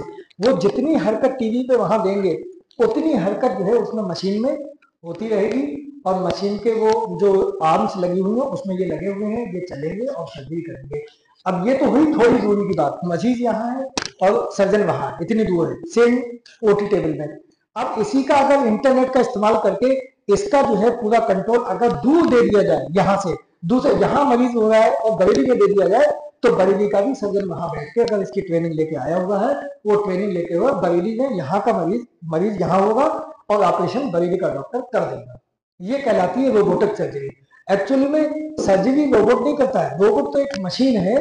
तो इंसान में कई बार क्या होता है, कुछ चीजें हर अंग में कई बार बदलाव मिलता है। रोबोट को हम ट्रेन करेंगे, रोबोट को सब चीज बताएंगे। पहली बात तो सारे मरीज एक बराबर साइज के नहीं है, एक बराबर पतले नहीं है, एक बराबर मोटे नहीं है। रोबोट को समझ में नहीं आएगा, रोबोट कंफ्यूज हो जाएगा। तो रोबोट तो उसी हिसाब से सेट किया हुआ होगा, इतने सेंटीमीटर आगे बढ़ना है, इतने सेंटीमीटर मुड़ना है। वो पता लगा मरीज छोटा पड़ गया तो वो जो है वहां पहले मुड़ गया, ठीक है, और ज्यादा मरीज जो है घुस गया, ठीक है। तो उसे बढ़ना था, उसने मान लो हमने 10 सेंटीमीटर कहा था कि 10 सेंटीमीटर आगे जाना, और मरीज पतला था वो 10 सेंटीमीटर जाके घुस गया, ठीक है। तो रोबोट का मतलब ये है कि बार बार सवाल उठता है, रोबोट सर्जरी नहीं करता है, सर्जरी कौन करता है, इंसान करता है। फायदा क्या हो गया, फायदा इससे ये हो गया कि अगर इंटरनेट का इस्तेमाल किया जाए रोबोटिक सर्जरी में, तो मशीन लगाने वाला एक डॉक्टर यहाँ काम आएगा, और ट्रेंड डॉक्टर दिल्ली का बरेली की सर्जरी दिल्ली में बैठ के कर सकता है। दिल्ली में बरेली में मशीन लग गई, बरेली में मशीन सेट कर दी, एक डॉक्टर ने उसके सारे इंस्ट्रूमेंट डाल दिए, सब डाल दिए, सेट करके उसका कंट्रोल दिल्ली में बैठे डॉक्टर को दे दिया कि डॉक्टर साहब अब हमने रोबोट सेट कर दिया है, आपको इसके गॉलब्लैडर का ऑपरेशन करना है, पेट की थैली का, ठीक है। अब उसने अपने यहाँ टीवी खोला, मशीन खोली, सब कुछ खोला, उसने देखा, इमेज उसके पास आ जाएगी नेट के थ्रू, नेट चलना चाहिए। अगर नेट नहीं होगा तो रोबोट का सर्जरी नहीं हो पाएगी दूर से, तो वो उसके कंट्रोल उसके पास में आ जाएगा, वो देखेगा तो उसको मरीज की यहाँ की इमेज वहां दिख रही होगी, वो बैठे बैठे यहाँ से कर देगा। जब सर्जरी खत्म हो जाएगी वो फोन पे बोल देता है कि सर्जरी खत्म हो गई है, वो यहाँ का डॉक्टर वो जो इंस्ट्रूमेंट पड़े होते हैं वो सब धीरे धीरे करके वो निकाल देता है। तो ये रोबोटिक सर्जरी होती है मॉडर्न, ठीक है, ठीक है। अच्छा रोबोट पहली बात तो बहुत महंगा होता है, ठीक है। अपने बरेली में अगर बात करो, राममूर्ति वालों ने रोबोट खरीद लिया है, राममूर्ति जो मेडिकल कॉलेज है, रोबोट बहुत महंगा होता है, ये बहुत कॉस्टली आइटम है, ठीक है। अभी यहाँ पर फेमस इसलिए नहीं हो पा रही है सर्जरी के, उसे जाहिर सी बात है वो चार्जेस भी उसी हिसाब से ज्यादा लगते हैं, ठीक है। बरेली में पहला रोबोट जो है राममूर्ति ने खरीदा है। और आप लोगों के मन में अगर कोई सवाल हो,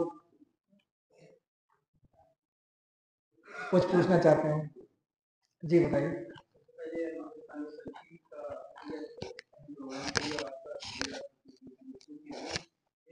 जो बीच में आई में आपने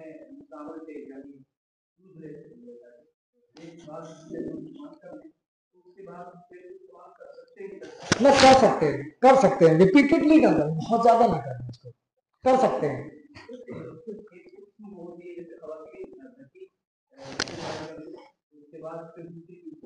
हाँ हाँ हाँ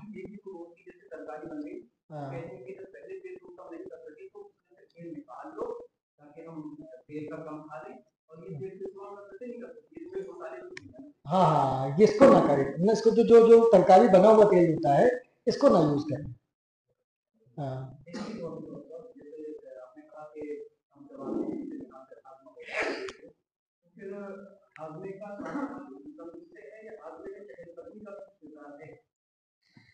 चहलकदमी का जो है तो किरदार ऐसे जो है ज्यादा नहीं है। चहलकदमी का जो रोल है वो ये है, मसल्स आपने एक्टिव कर लिए अपने, मसल्स जो है जितने आप चहलकदमी करेंगे, आपने मसल्स चलाए, तो जितने बड़े ऑर्गन आप हिलाएंगे तो वो क्या होता है, उनकी डिमांड बढ़ जाती है, हमें ज्यादा खाना चाहिए चलने के लिए। तो जो खाना आपके पेट में होता है वहां से वो प्रोसेस तेज हो जाता है कि जल्दी जल्दी दो ताकत। ताकत कहाँ से आएगी, खाने से, जब खाना हजम होगा।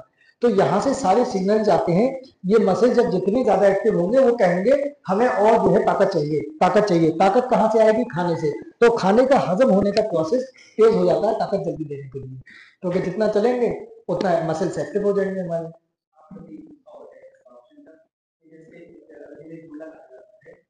यानी जब दोपहर का खाना खाओ तो लेट जाओ और रात का खाना खाओ तो चलो, ये मतलब तकलीफ है, फर्क क्यों होगा? दोपहर का खाना है सोने से खाओ और रात का खाना खाने से क्या मतलब?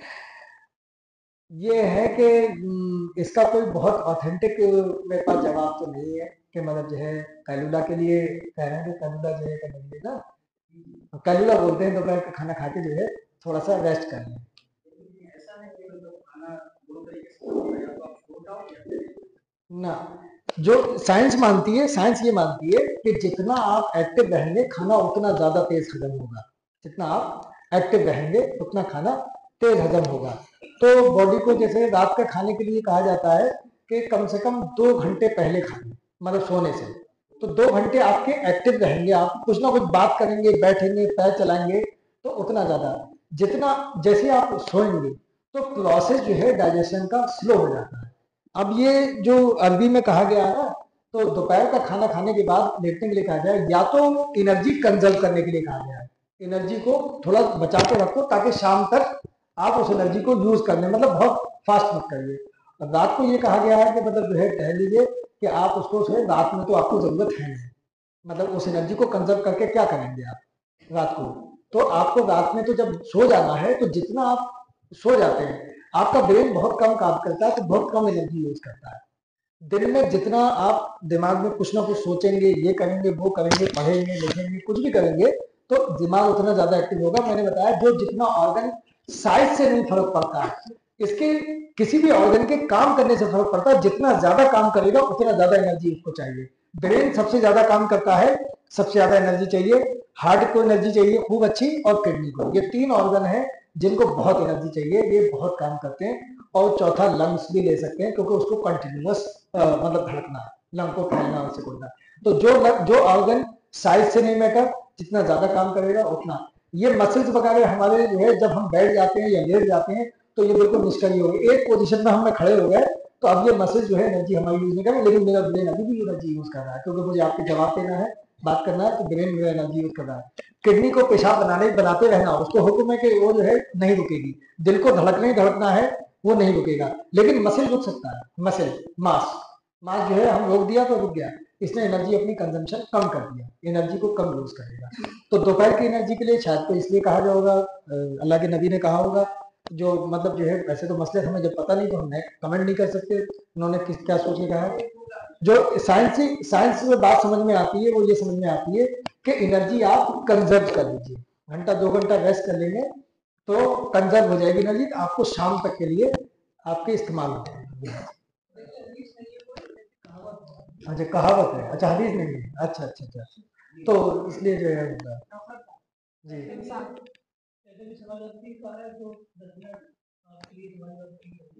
हाँ जी जी सवाल नहीं जिज्ञासा है जी। चर्बी का क्या किरदार है? चर्बी चर्बी स्टोरेज है, एनर्जी को स्टोर रखती है, मतलब जो है। और शॉक एब्जॉर्बर है, शॉक एब्जॉर्बर। मसलन जैसे गद्दा, ये गुर्दा जो मैंने बनाया था, जैसे ये गुर्दा है, तो गुर्दे के चारों को बहुत एक मोटी लेयर आप जो है बकरा जो है करता है, आप देखे होंगे गुर्दा जो है चर्बी में लिपटा हुआ होता है, देखा बकरे में है। ये ये ये मोटी चर्बी लगी होती है, इसके बाद एक लेयर होती है पतली सी, ठीक। तो ये क्या है? ये चर्बी जो है एक, जैसे अगर इसको कोई पीठ में भूसा मार दे तो ये अपना काम करेगी गद्दे का, यानी गुर्दे पे आपके डायरेक्ट जो धमक ना जाए, ये पहले एब्जॉर्ब करेगी शॉक, ठीक है। जैसे गद्दा अगर हम किसी चीज पे के लपेट देते हैं और गद्दा रख के आपको मारे तो आपको चोट कम लगेगी, गद्दा एनर्जी एब्जॉर्ब कर देगा। तो ये कुशन का काम करती है, तकिए का कुशन, ठीक है, इसको कुशन बोलते हैं। तो ऐसे बहुत सारी जगहों पे हमारे यहाँ भी सब जगह लगी हुई है। तो पहले कोई चोट लगे तो ये शॉक एब्जॉर्ब करेगी।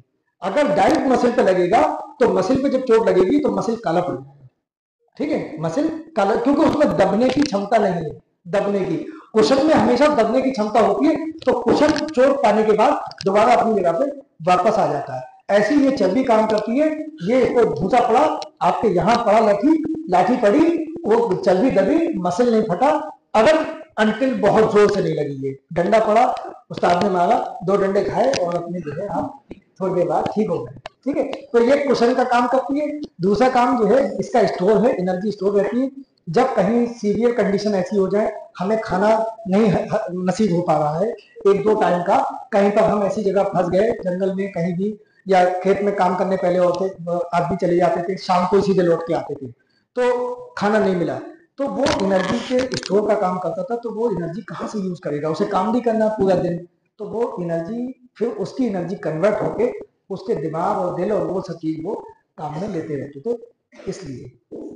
ठीक है, अपेंडिक्स जो होता है उसके साथ एक बीमारी होता है, वो हर्निया या क्या पेशाब की थैली मतलब खुल जाता है उसको।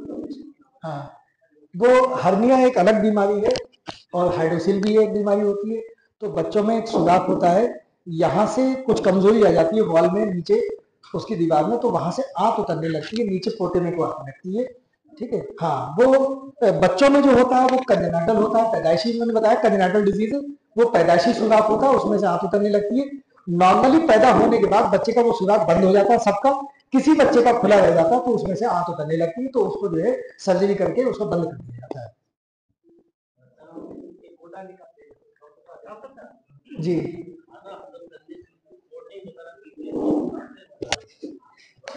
बिल्कुल जो है इसमें ये कार्बोनेटेड ड्रिंक्स है, कुछ ऐसी चीजें मिलाई गई हैं जो खाना हजम करने में मुफीद भी है और जो है, लेकिन किसी की भी चीज की ज्यादती तो बुरी होती है।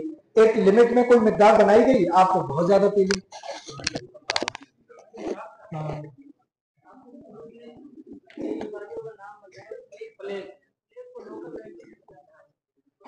प्लेग को तो लोकल लैंग्वेज में तो मुझे पता नहीं क्या कहते हैं, वैसे नेट पे अगर ढूंढेंगे मिल जाएगा। ये जो जितनी मॉडर्न मेडिसिन है ये अपने नाम खुद लेके आई थी, कुछ नाम मैच कर गए इनकी बीमारियों से। यहाँ पर जो इंडियन सिस्टम ऑफ मेडिसिन चल रहा था, जैसे मैंने कहा भगंदर, वो अपना नाम लेके आए अंग्रेज के फिस्टुला। इसमें जो है अब प्लेग बहुत ज्यादा पढ़ाई भी नहीं जाने लगी इसी वजह से, चूंकि प्लेग हो ही नहीं लगी अब।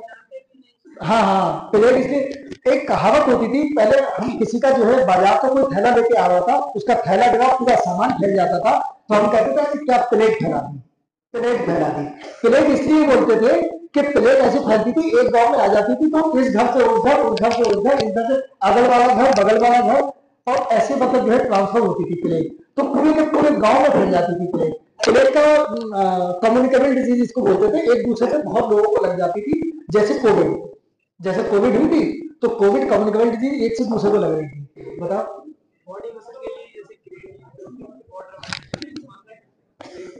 ये पाउडर वगैरह जो है बहुत कंफ्यूजिंग चीजें हैं, इनको जो है ना ही यूज करो, क्योंकि नेचुरल जो बॉडी बनती है खाने से और आपकी नॉर्मल एक्सरसाइज से, ये बहुत बेहतर है।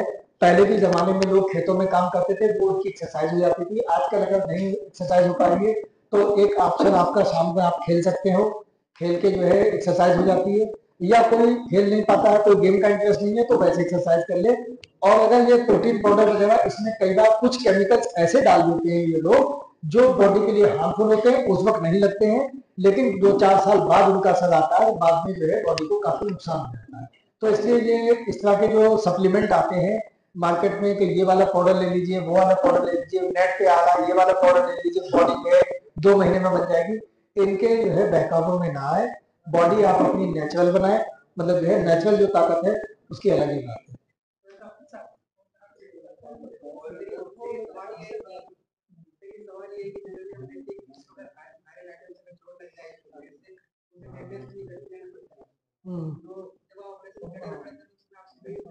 हाँ, मैं इसके बारे में बता दूं, टेटनस हमें बहुत अच्छा, मैं समझ गया तुम्हारा सवाल।